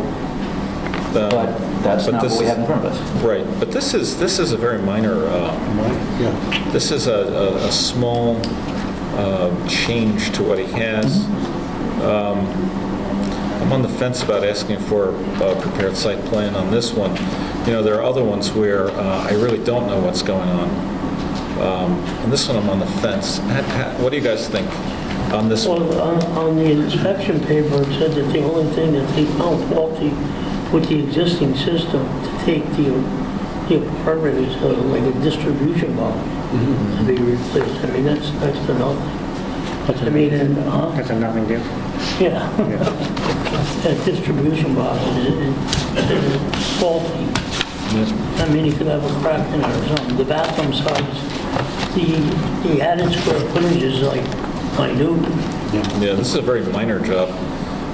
You know, there are other jobs that there's much more that we would want to know what is going on, and it would be justified in needing to have that information. But in this one, I don't see that much. No. How do you feel, Phil? Richard, what do you think? Right, this is minuscule in proportion, and the staff has weighed in. Would you make a motion, sir? Voted that the Guilford Planning and Zoning Commission approve a special permit for an accessory apartment for Matthew Stevens, 55 Horseshoe Road, map 122, lot 34, as shown on an application dated July 15, 2015. This application is approved with the following condition. I don't have any. We don't have any. You got any conditions? Did Dennis have anything? Dennis's condition. We were at Dennis's thing, so we'll make it pursuant to... in compliance with Dennis Johnson's finding. Which is... that prior to occupancy of the apartment, the existing septic system serving the house shall be upgraded to accommodate the apartment. Wonderful. Do I have a second on that? Second. All those in favor? Aye. Congratulations, Mr. Stevens. Can I get a motion to open deliberations on Mr. Hersey? So moved. All right. Mr. Hersey is whatever he's got going on over there, I don't really know from what he said what exactly he's proposing. One of the applicant's testifiers, his mother, said that there's all kinds of stairs going up and down, and I don't know that this is a safe situation. I'd feel very uncomfortable in this case to waive a professionally prepared site plan. I think in this case, I would want to see a professionally prepared site plan before I approved anything. So I personally feel like we should not waive the site plan requirement. What do you think, though?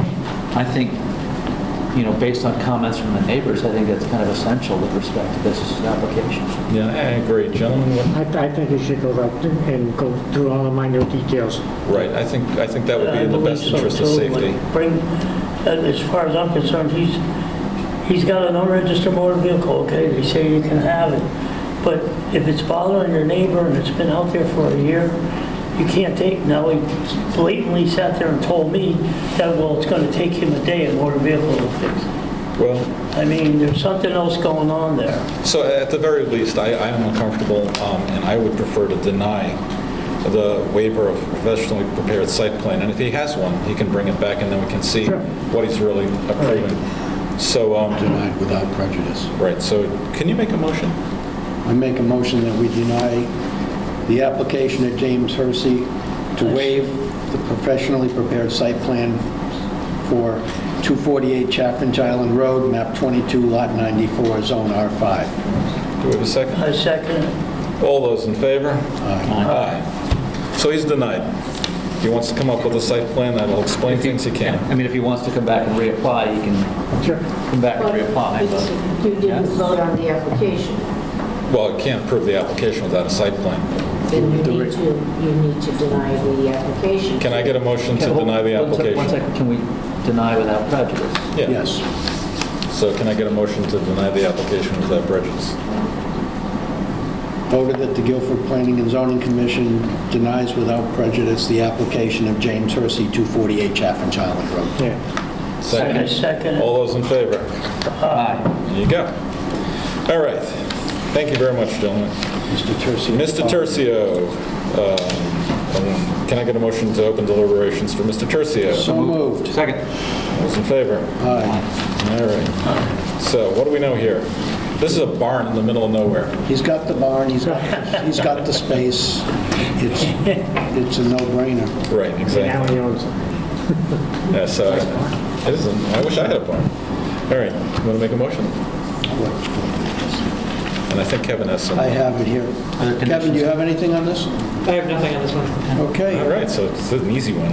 Voted that the Guilford Planning and Zoning Commission approve a special permit for an accessory structure over 750 square feet for Vincent Tercio, 11 Millstone Drive, map 105, lot 3C-8, as shown on an application dated 8/24/15. This application is approved without condition. A second? Second. All those in favor? Aye. There we go. Congratulations, Mr. Tercio, wherever you are. Enjoy your barn. DDR, now this is the one that came in after the two-week rule, the two-meeting rule. So this one we can't consider now, we're going to consider in the next meeting. Well, it's a text amendment, too. That's the So there you go. It's a text amendment, so that's going to be a two. So this was the last of the single meeting special permit applications that could be approved in one meeting. We've crossed that line now. All special permits from here on in. Okay, until we change that. All right. We are tabling Mr. DiFilippo until Mr. Johnson can work it with their engineer and approve this well or not. So we don't have to act to table that, it's already tabled. We can table it to the next meeting. Continue. Vote to table it. All right, so can I get a motion to table this? So moved. Second. All those in favor? To what day? To 10/21. 21. Right, 10/21 at this facility. 10/21. Okay, great. All right, well, we're moving right along. Site plan. Can I get a motion to open up Skin Stations? Oh, no, wait, did we table Just to this? receive. No, they're here. They're here? They're here. Oh, great, this is wonderful. So you have to receive it and take All it. right, so Vote to receive it. can I get a motion to receive this? So moved. Second. All those in favor? So what do we got here? Come on up and tell us. You got to tell us who you are, too. Hi, I'm Tracy, Skin Stations Skincare Center. This is my business partner, Lisa Bell. We Ours Concessions Computer Center. We were originally, well, we've been around since '77. We were downtown behind the food center. 2.5 years ago, we moved up to Living Christopher's Salon off of Boston Post Road. And now we're going back downtown, 35 Boston Street. Boston Street. So this is a change of use from a language school to... Oh, this is where Ottawa Palm was. Yes, yes. Nice. Nice. Great. Wonderful. Are you doing any changes to the building at all, or parking? No.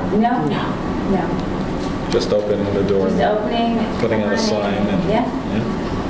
And we gave Reggie the sign and code. You're good? Mm-hmm. I'm good. Okay. Well, this is simple stuff. I like this. All right, so who's got a motion? Can I see the letter?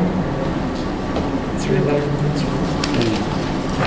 Dennis checked. You had to sit through all this. 2. Oh, actually, you have a letter from Dennis. What do we have? Dennis? What is Dennis's letter? To Planning and Zoning for Mr. Dennis Johnson, Director of Health.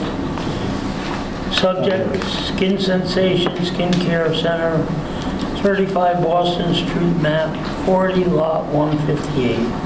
The applicant's proposed change in occupancy used to personal service is compliant with septic system facilities currently existing on the site. Nice. Dated That's October all he 7, has to say. 2015. Wow, that's very fresh. You just made that decision. That's wonderful. All right, so you got a motion for this? I do. Voted that the Guilford Planning and Zoning Commission approve a site plan application for Skinsations for a change of use at 35 Boston Street, map 40, lot 15B, to allow personal service establishment as shown on an application dated 9/15/15. This application is approved without condition. There you go. So second, any other discussions? Probably not. There we go. All those in favor? Welcome back downtown. Go care for Thank some you. skin. Thank you. Have a Thank great you. night. Actually, it was very informative. That's great. You should come all the time. We do this all the Night, time. ladies. Good night. Tell your friends. Okay, we have a withdrawal on Empower House, so we'll hear from them, I'm sure, sometime in the future. And we have Dennis Carroll. Can I get a motion to open deliberations on Dennis Carroll? No, we're just going to receive it. Just going to receive it. Yeah, here we go. There are some unresolved issues, so... I bet there are. Has Dennis weighed in on this? You can receive it, but you can deliberate on it on the 21st. Can I get a motion to... Why don't we go to the 4th on that one? Yes, stretch it out a little. Because the 21st is going to be pretty... Active? It's going to be down at the firehouse, too, so we're going to have a lot going on. Sure, you can do that. So you want to do that 11/4? That Ocean Coast. 11/4. Ocean Coast. All right, so can I get a motion to receive and set the date? October, To November 4th. All those in favor? There we go. Perfect, thank you. Applications to be received. We have Mr. Viviani, 264 Granite Road, map 71, lot 6, zone R8. Application for special permit for accessory apartment guest accommodations and detached garage, 27319, 27336. Receive and set public hearing date on November 4th. Can I get a motion? So moved. Second. All those in favor? Michael Graziano, 144 Sperry Drive, map 42, lot 84, zone R3, special permit music school. Article 10, Table 3, line 22, receive and set public hearing date of November 4th, 2015. Can I get a motion? So moved. Second. All those in favor? Yeah. Dominic and Donna Latella, 94 Cooks Lane, here we are again, map 122, lot 17. Zone R8, request to rescind special permit granted 11/19/14 to allow 6 horses, 273, 243B, 1E3. Receive and set public hearing date November 4th, 2015. Can I get a motion? So moved. All those in favor? Aye. Simon Draper, Liberado Palazzi, 125 Water Street, map 32, lot 17, zone R3, change of use from music studio to art workshop and storage office use already permitted, 27313, non-conforming uses, 27313C. Can I get a motion? So moved. All those in favor? Aye, carries. You're on a roll. Yeah, we are. You do it so quick, I like that. Zero Horse Inland LLC. Island. Thank you, sir. Guilford map, Connecticut, map 7, lot 022 ISLA, Zone R, Coastal Area Management Application, Replacement of Septic System, Removal of Invasive Plants, 27391. Receive and set public hearing date November 4th. This is going to be a busy meeting, November 4th. Are we okay with that? November 4th, still good? Okay, we have a motion and a second. All those in favor? Aye. Oh, boy. And here we go. Will Thompson, AIA and Associates LLC, 506 Whitfield Street, former Stonehouse Restaurant, map 29, lot 100, zone C2M, lots 82 and 81, R3, Coastal Area Management Site Plan and Special Permit for Marine Research Office. Receive and set public hearing date November 4th, 27391, 273-247. Can I get a motion? So moved. Second? Second. All those in favor? Aye. Cheryl Pelleggi, 133 Shell Beach Road, map 13, lot 2, zone R5, revision to coastal area management application, approved on December 10, 2014, relocating two 1,500-gallon underground water tanks. Receive and set public hearing date November 4th, 2015, 27391. Can I get a motion? So moved. Second. All those in favor? Aye. Correspondence, request from the Guilford Agricultural Society regarding a fundraiser being held at the fairgrounds October 31st to November 1st. Let's go. Isn't that the next day? It's like a Halloween deal, I think. What is this? Do we know what this is? There is a representative from the Ag Society. I believe George Paul wrote a letter to the commission. Do we have a letter from George?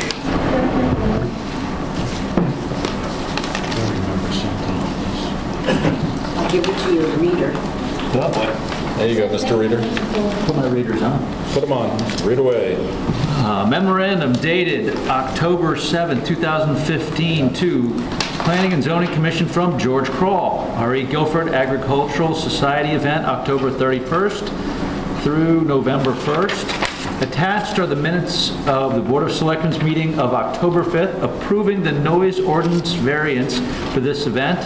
I believe that this event is consistent with the approved types of events authorized by the Planning and Zoning Commission last year, as this is a fundraiser for the Ag Society itself.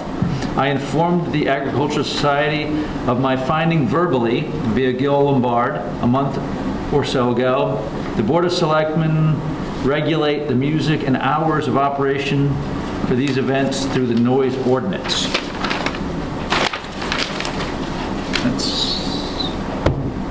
So, what does this say? Item 6 of the attachment kind of goes in. Item 6. Item 6, I should continue. Yes. Discuss and take possible action on noise control ordinance variance application from the Guilford Agricultural Society for its food truck affair at the fairgrounds, taking place October 31st to November 1st, 2015. Mr. Lombard said it is going to be a very low-key event. They are testing the waters to see if they can raise some more money. Motion. Upon a motion made by Ms. Carter and seconded by Mr. Balistraci, the board voted unanimously to approve the noise control ordinance variance application from the Guilford Agricultural Society for its food truck affair at the fairgrounds taking place October 31st to November 1st, 2015. Vote in favor, Mazza, Parvda, Cartier, Balistraci, McElhaney. Opposed, none. Abstaining, none. Did I get it wrong? Yeah, you got it right. You did perfect. Appointments and resignations. Do I need to continue? No, that's good. That's good. You're fine. All right, so let's discuss this. I don't agree with George Crowell. I agree that it's going to benefit the Ag Society, but I don't know if this is taking a donation instead of charging rent for what this affair would be. Frankly, if we authorize this, the next thing that the Ag Society could do would be to say to the Robin Hood Festival, you know what, we're not going to charge you rent. You don't have to rent our facility. We'd like you to make a donation. And they would be within the terms of their agreement that it's benefiting a 501(c)(3). What are you saying? They're establishing a new precedence? Well, I think that it's an escalated use and an expanded use over what we had agreed And I think that by phrasing it this way, it kind of makes sense that it's benefiting a 501(c), the Ag Society. But in any other situation, in the old days, they would have charged rent for this, and they would have had all these food trucks, and they would have had music, and they would have had probably face painters and amusement rides or whatever it is that they have. And we had an ongoing problem for years with the neighbors, where these events were causing all kinds of problems, and, you know, they're entitled to quiet enjoyment of their property too. So while this, in writing, says it's benefiting the Ag Society, I think it's just a different way of the same thing we had before. I don't know that I could support this. What do you think? I think it's impossible to regulate the donation side in lieu of the rent side. I mean, how do you say, they paid this much in rent as opposed to you need to make this much of a donation? Right. I mean, if that's exactly if there's no donation, can you still use it? Well, we would again, I think it's a slippery slope. It is. I think they're going down a slippery slope, and I think we should avoid it at this point rather than let it go further and say, there's a precedence here already done it once. Why can't I do it? Yeah. So you got to be fair to everybody. Same regulation. Richard? I think they should put their heads together and come up with some other kind of fundraiser if they want to raise some money. Yeah. This, like he says, it's a slippery slope. Where do you stop it? Right. To what? When does it stop? To what ends meets the need. What do we technically have before us? Well, they want to use the. You have a representative from the Ag Society. Maybe you should allow him Well, we just asked that, and he said we. I just said that George had written a letter. I don't know what he wrote. Okay. But I would like to say, my understanding, I was away and didn't get back until April when you had your last meeting, and it was my understanding through George, through the minutes that I read, that we had to have something like 6 months prior or whatever, and then George said that the way it turned out, that he was to, given the opportunity, what we were going to have on there, and he gave the word of Representative Warren. Every event that we had, I brought to him, we turned down a couple, we did a bunch. It was his word. I went to him, he told me it was all right. That letter to me says he said it was all right. Right. I believe that you've put us in an awful position at this point if you turn it down. We're in a bad position too.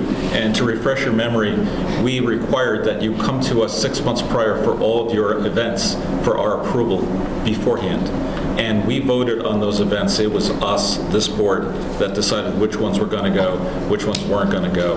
And I was concerned in that vote when we decided that we were going to allow a wedding because an Ag Society member wanted to get married there. But, weddings are wonderful things, and I encourage everyone to do it.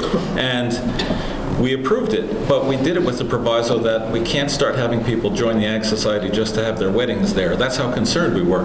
And so I have a very clear memory of approving these or not approving these with the requirement that we were only going to approve the ones we approved, and any others needed a 6-month notice. And here we are like we were years ago, finding out a couple of days before. That's not what George had and I understand said to me. We had one that was 1 week notice that went to George, it was approved, and it went on. There was no question about that whatsoever. And that might have not been. And now we've had it for the second year.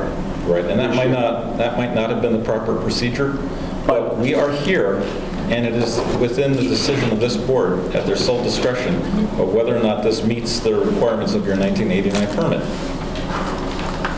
Would it make sense to discuss what is the scope of this? Or maybe all of you know what is supposed to happen on the days of these events. I mean, can you describe, Gil, what is going A to go food truck event is something new that's come up. You get the food trucks like we have down on the Guilford Green. They get together. An admission is charged for the people to come in. The vendors themselves pay a fee to come in. We were planning on the bouncy house, the face painting, some vendors if we could get them, games for the kids. It was to run, I think it was 11, I don't have it with me, 11 to 5, I believe, for the 2 days. There would be a band each time. George suggested, just to stop any problems, he's the one that suggested we go to the Board of Selectmen to get the variance for the noise. I can't speak for... I had no question in my mind that this was done deal. And that is how I have proceeded with the whole project. And I don't doubt that. I believe you.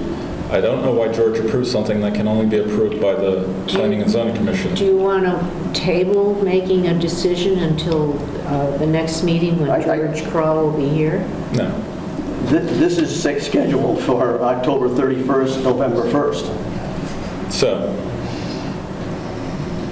you've put us in a very difficult position once again. Well, If we respectfully, I'm in a very precarious position right now. then the only thing that would potentially happen is a noise ordinance violation.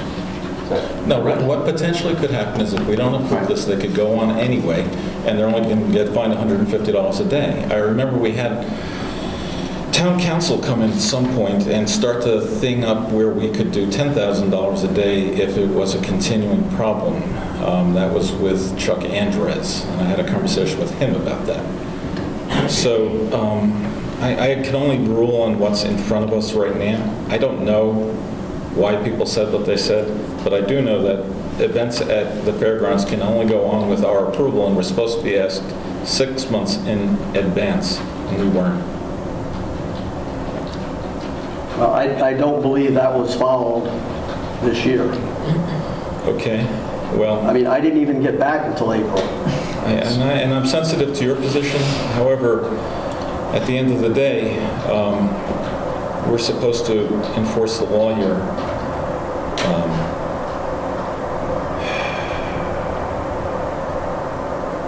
Does it seem like an unreasonable thing on a going forward basis to have all events come before? They absolutely. I know, they already agreed to that. We covered that ground. I believe I hate if the being in minutes this were written position. that way, I have told you there's virtually no way we're going to have a 6-month notice on events unless they are reoccurring and we can say, yeah, they're going to tell us they're going to come back, such as the Rotary Club. However, you agreed with us that that's what you would do.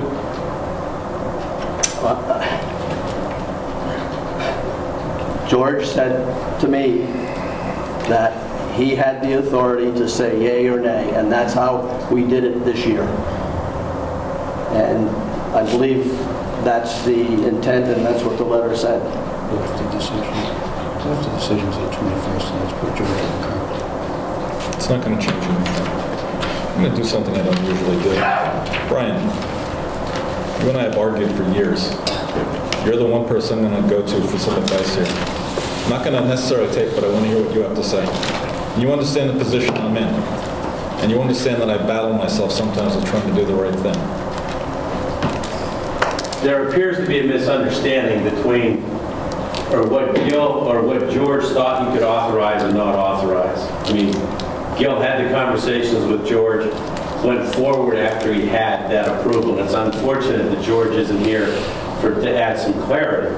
And I guess I'm looking at the event itself and questioning how detrimental is the event. No.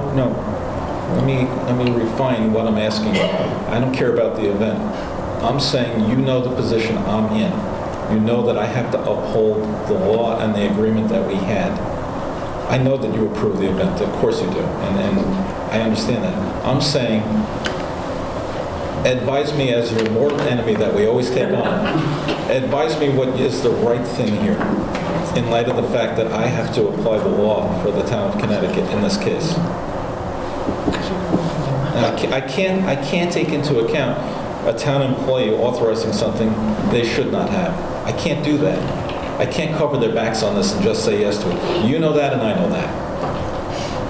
And I know you're not even going to say you should, because you know that's the right thing to do. Well, I can understand your interpretation or, what you feel needs to be done here. As a side note, I mean, The 6-month window is something that ought to be relooked at. Well, okay, so It's an unreasonable request to look 6 months out. Yes, they know certain things are repetitive, like the Lobster Fest and things like that, but events pop up and 6 months might not even be a reasonable runway to look at ahead. So with that in mind, when we had this, then they had Attorney Cronin here, and he said they weren't going to give in an inch on the building permits. They weren't going to give up anything. They were going to hang tough. And I said, all right, then we're going to live by the 1989 agreement to the letter. And I know you may have forgotten that, but I haven't forgotten that because it was very emotional. Yeah, I may not remember. And at the time, Commissioner Corbière said, why don't we just throw that out the window and give them a certain amount of days per year that they can do their thing, so they can say, something just came up, we want to do it next week, then they don't have to check in. And the Access Society themselves said, no, we don't want to do that. Now, I'm faced with the dilemma that they have an open-ended check. They can write out any days they want just by saying that it's going to take a donation instead of rent. And they can bring the Renaissance Fair back, and they can bring the Jazz Festival back. And we had neighbors who were crying the blues because they were up until 11, 12 o'clock at night with music right in their backyard. My job, as you know, is to look out for the rights of the neighbors. And you know the position I'm in right now. I'm in the spotlight, and I got the pincers on me right now. Everyone's pressuring me. What do you think, oh enemy of mine?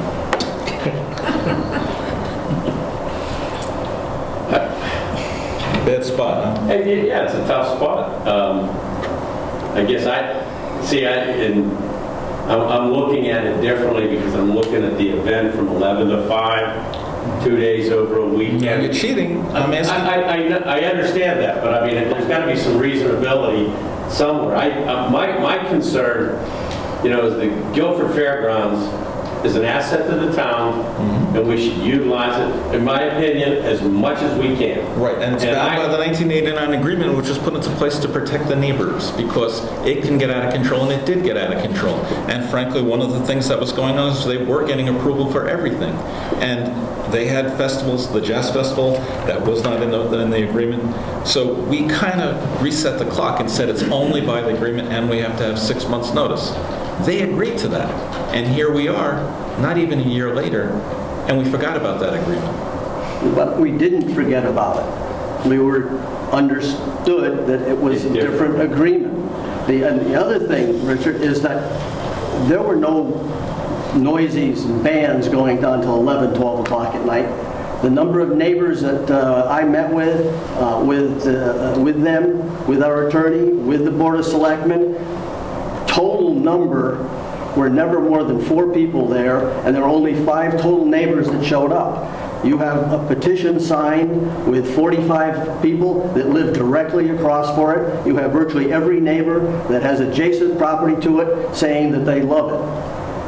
We have been a real asset, as I'm not questioning that. You have. But you put me in a horrible position. Once again, I certainly didn't mean to put you in any position. I wouldn't even have gone to the selectmen. Nobody ever means to put me in a terrible position, and yet when I'm doing this job, I'm in it every 2 weeks in one way or another, and this is just a really, really terrible situation.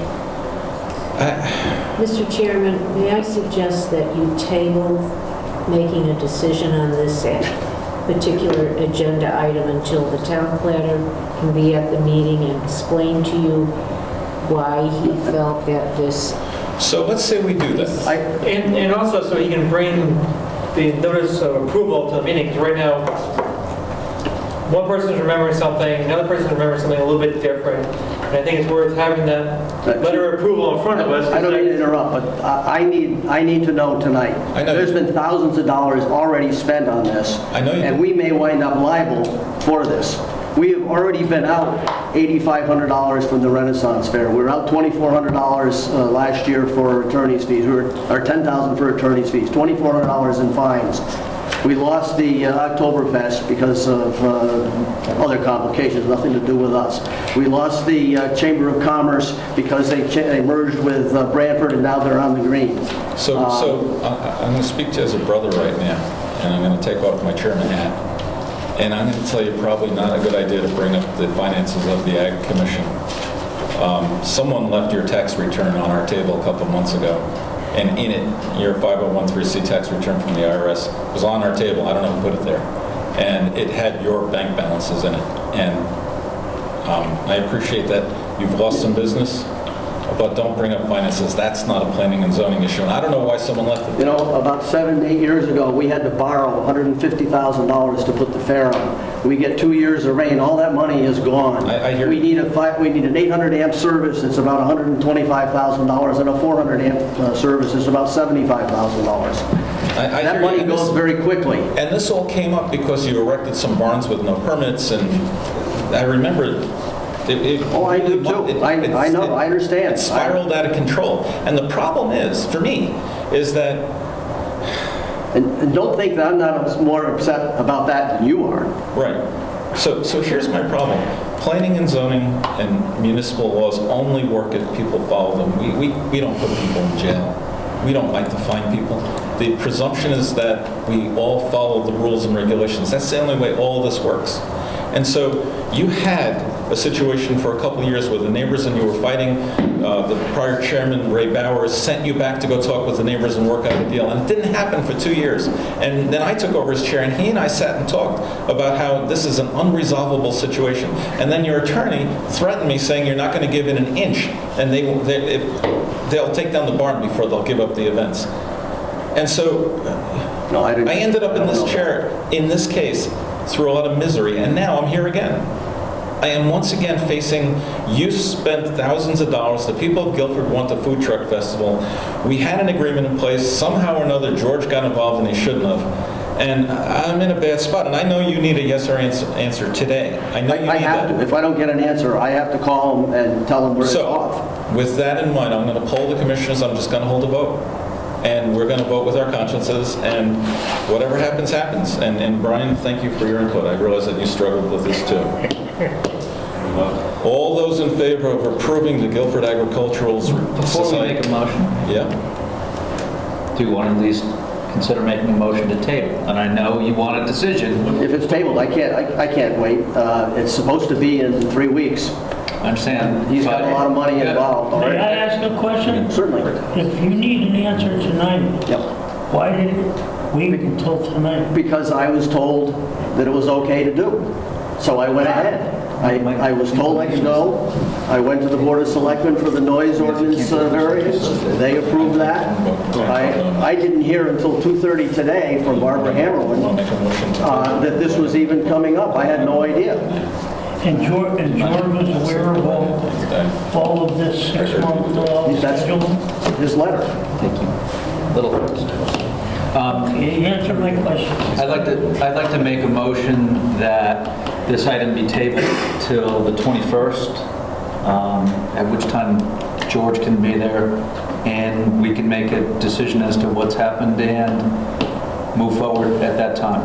I appreciate that doesn't meet all your needs, but, or any of them. So, is there anyone who'd like to second? I second the motion. Okay. All those in favor of tabling this until October the... 21st? No, yeah, October 21st. All those in favor of tabling this to October 21st? Got 2. Opposed? Got 3, so that's not going to work. Okay. All those in favor of approving the request by the Guilford Agricultural Society to hold a fundraiser on the fairgrounds from October 31st to November 1st. All those in favor of approving that, raise your hands. You got 1. All those opposed, raise your hands. Sorry, sir. Thank you. I think you made a big mistake. I hate being put in these positions. Please don't do this again. I take a beating, and I expect it in this position. Richard, tell me what I did wrong. What did I do wrong? I went for every event to him. He said it was okay to do it. I can't answer for him. I can't answer for him, but I know we had a discussion with your attorney that there would be a list 6 months in advance. Ray Bauer was the one that crafted that 6-month waiting period, and we voted on it, so everybody knew that it was a 6-month. The one meeting that I did make, and I sat back here again, you brought that question up, and I said it's almost impossible to do because we don't know it. That's all I know about it. When I came back, this is what I was told, and that's how I proceeded.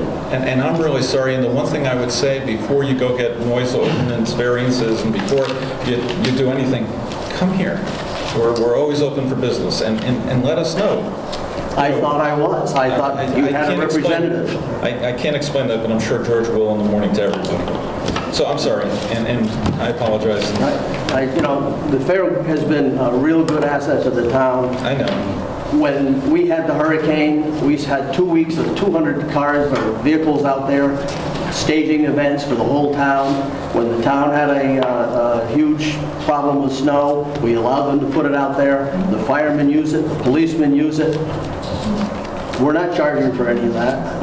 And we appreciate that, we sir. become- But we had an agreement, the town has an agreement with you in that 1989 agreement which says certain things have to happen, and that didn't work out so well, so we refined it 2 years ago where there would be an opportunity for planning and zoning to approve something before you made plans to do it.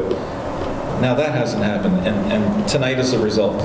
So I'm sorry. and I still don't feel that is this something kills me. that is on us. And I don't know how it got to be on us, but somehow it did, and I am really sorry. Brian, thank you for your guidance. All right. Mandatory referral, possible purchase of conservation easement on land owned by the South Central Connecticut Water Authority. I have a letter here Please read it. from Joe Mazza. Reason map for Richard Meyer, Pete, Guilford Planning and Zoning, 50 Boston Street, reason mandatory referral. This is dated October 5th, 2015. In accordance with the Connecticut General Statute, Section 8-24, I am forwarding the following request to you for your consideration at your October 7th, 2015 meeting. Mandatory referral, possible purchase of a conservation easement of land owned by the South Central Connecticut Water Authority in accordance with subsection F of Section 18 of the Connecticut Special Act 77-98 for a purchase price of $396,500, which property is located off Great Hill Road as shown as Lot 11A of the Town Assessor's Map 121 and comprised of approximately 60.81 acres. Said parcel is more particularly described in volume 871 at page 828 of the Guilford Land Records. And 2, the Whitfield Water Street Parking Lot Improvement Project. Thank you for your consideration in this matter. Joseph Mazza, First Selectman. Kevin has something to add. Yeah, I'm here to explain this one to you. What do you got, Kevin? The little sketch here is 60.81 acres. It's the GU 12A parcel on Great Hill Road. It's on the northern edge of Great Hill Road in the area of Cook's Lane. This property is kind of adjacent to their big reservoir property up there. And I'll read out the letter I have, which helps explain this thing. So the Regional Water Authority recently purchased 60.81 acres, the Dandio parcel located in Great Hill Road, adjacent to the existing water company property. To help cover the purchase price of the property, the Regional Water Authority received a grant from the Department of Environmental Protection in the amount of $396,500. The condition of the grant is that a conservation easement be conveyed to the Connecticut DEP.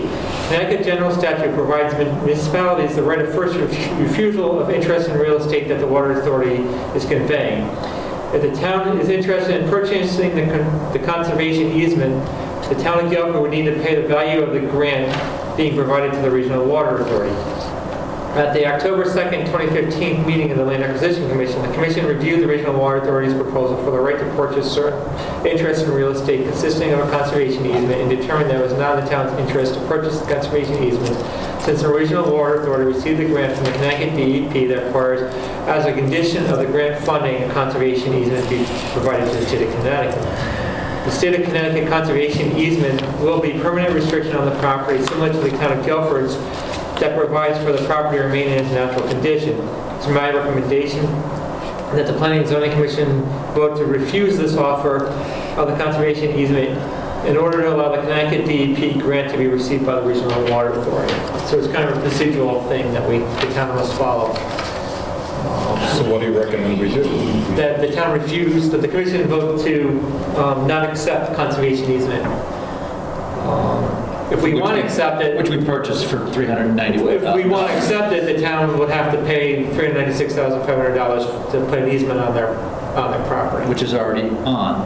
which will be put on the property by the DEP. Isn't there already one on there? No, there isn't. So they bought the property. They bought the property with a grant. They bought the property and now being reimbursed by this DEP with a grant. As a condition for taking the grant, they have to put a conservation easement on the property in the name of the state of Connecticut. So you're saying we should not approve this? We should not approve the town of Guilford taking the conservation easement and allowing the conservation easement going to the state of Connecticut.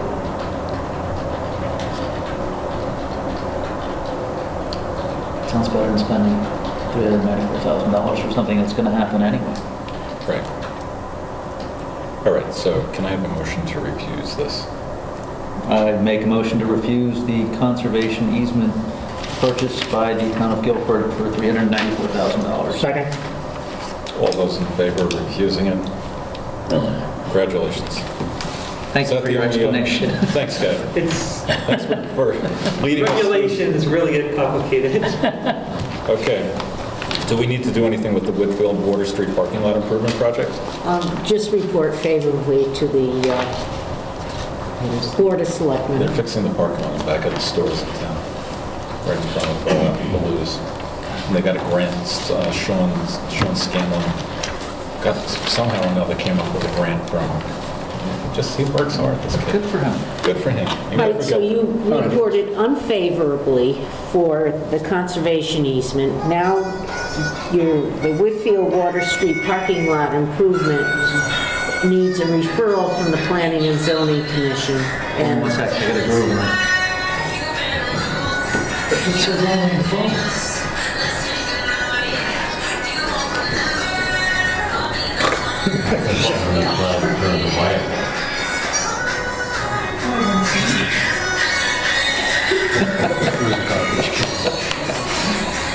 So we'll all get up and dance? I don't know. Put it outside. Let's, You can just go outside with it if you want, or answer it. Thank you. Okay. All right, so do we need to hear anything? Do we need to, no letters, no nothing? We're just going to... No, we don't yet, report no. favorably on All right, so can I But get you a... need to report favorably to the So Board can of I get a motion to Selectmen. report favorably to our friends at Board of Selectmen? So moved. All those in favor? Second, There we go. And you will see a site plan when it's ready. Of course we will. It'll be beautiful. Okay, nothing from the committees?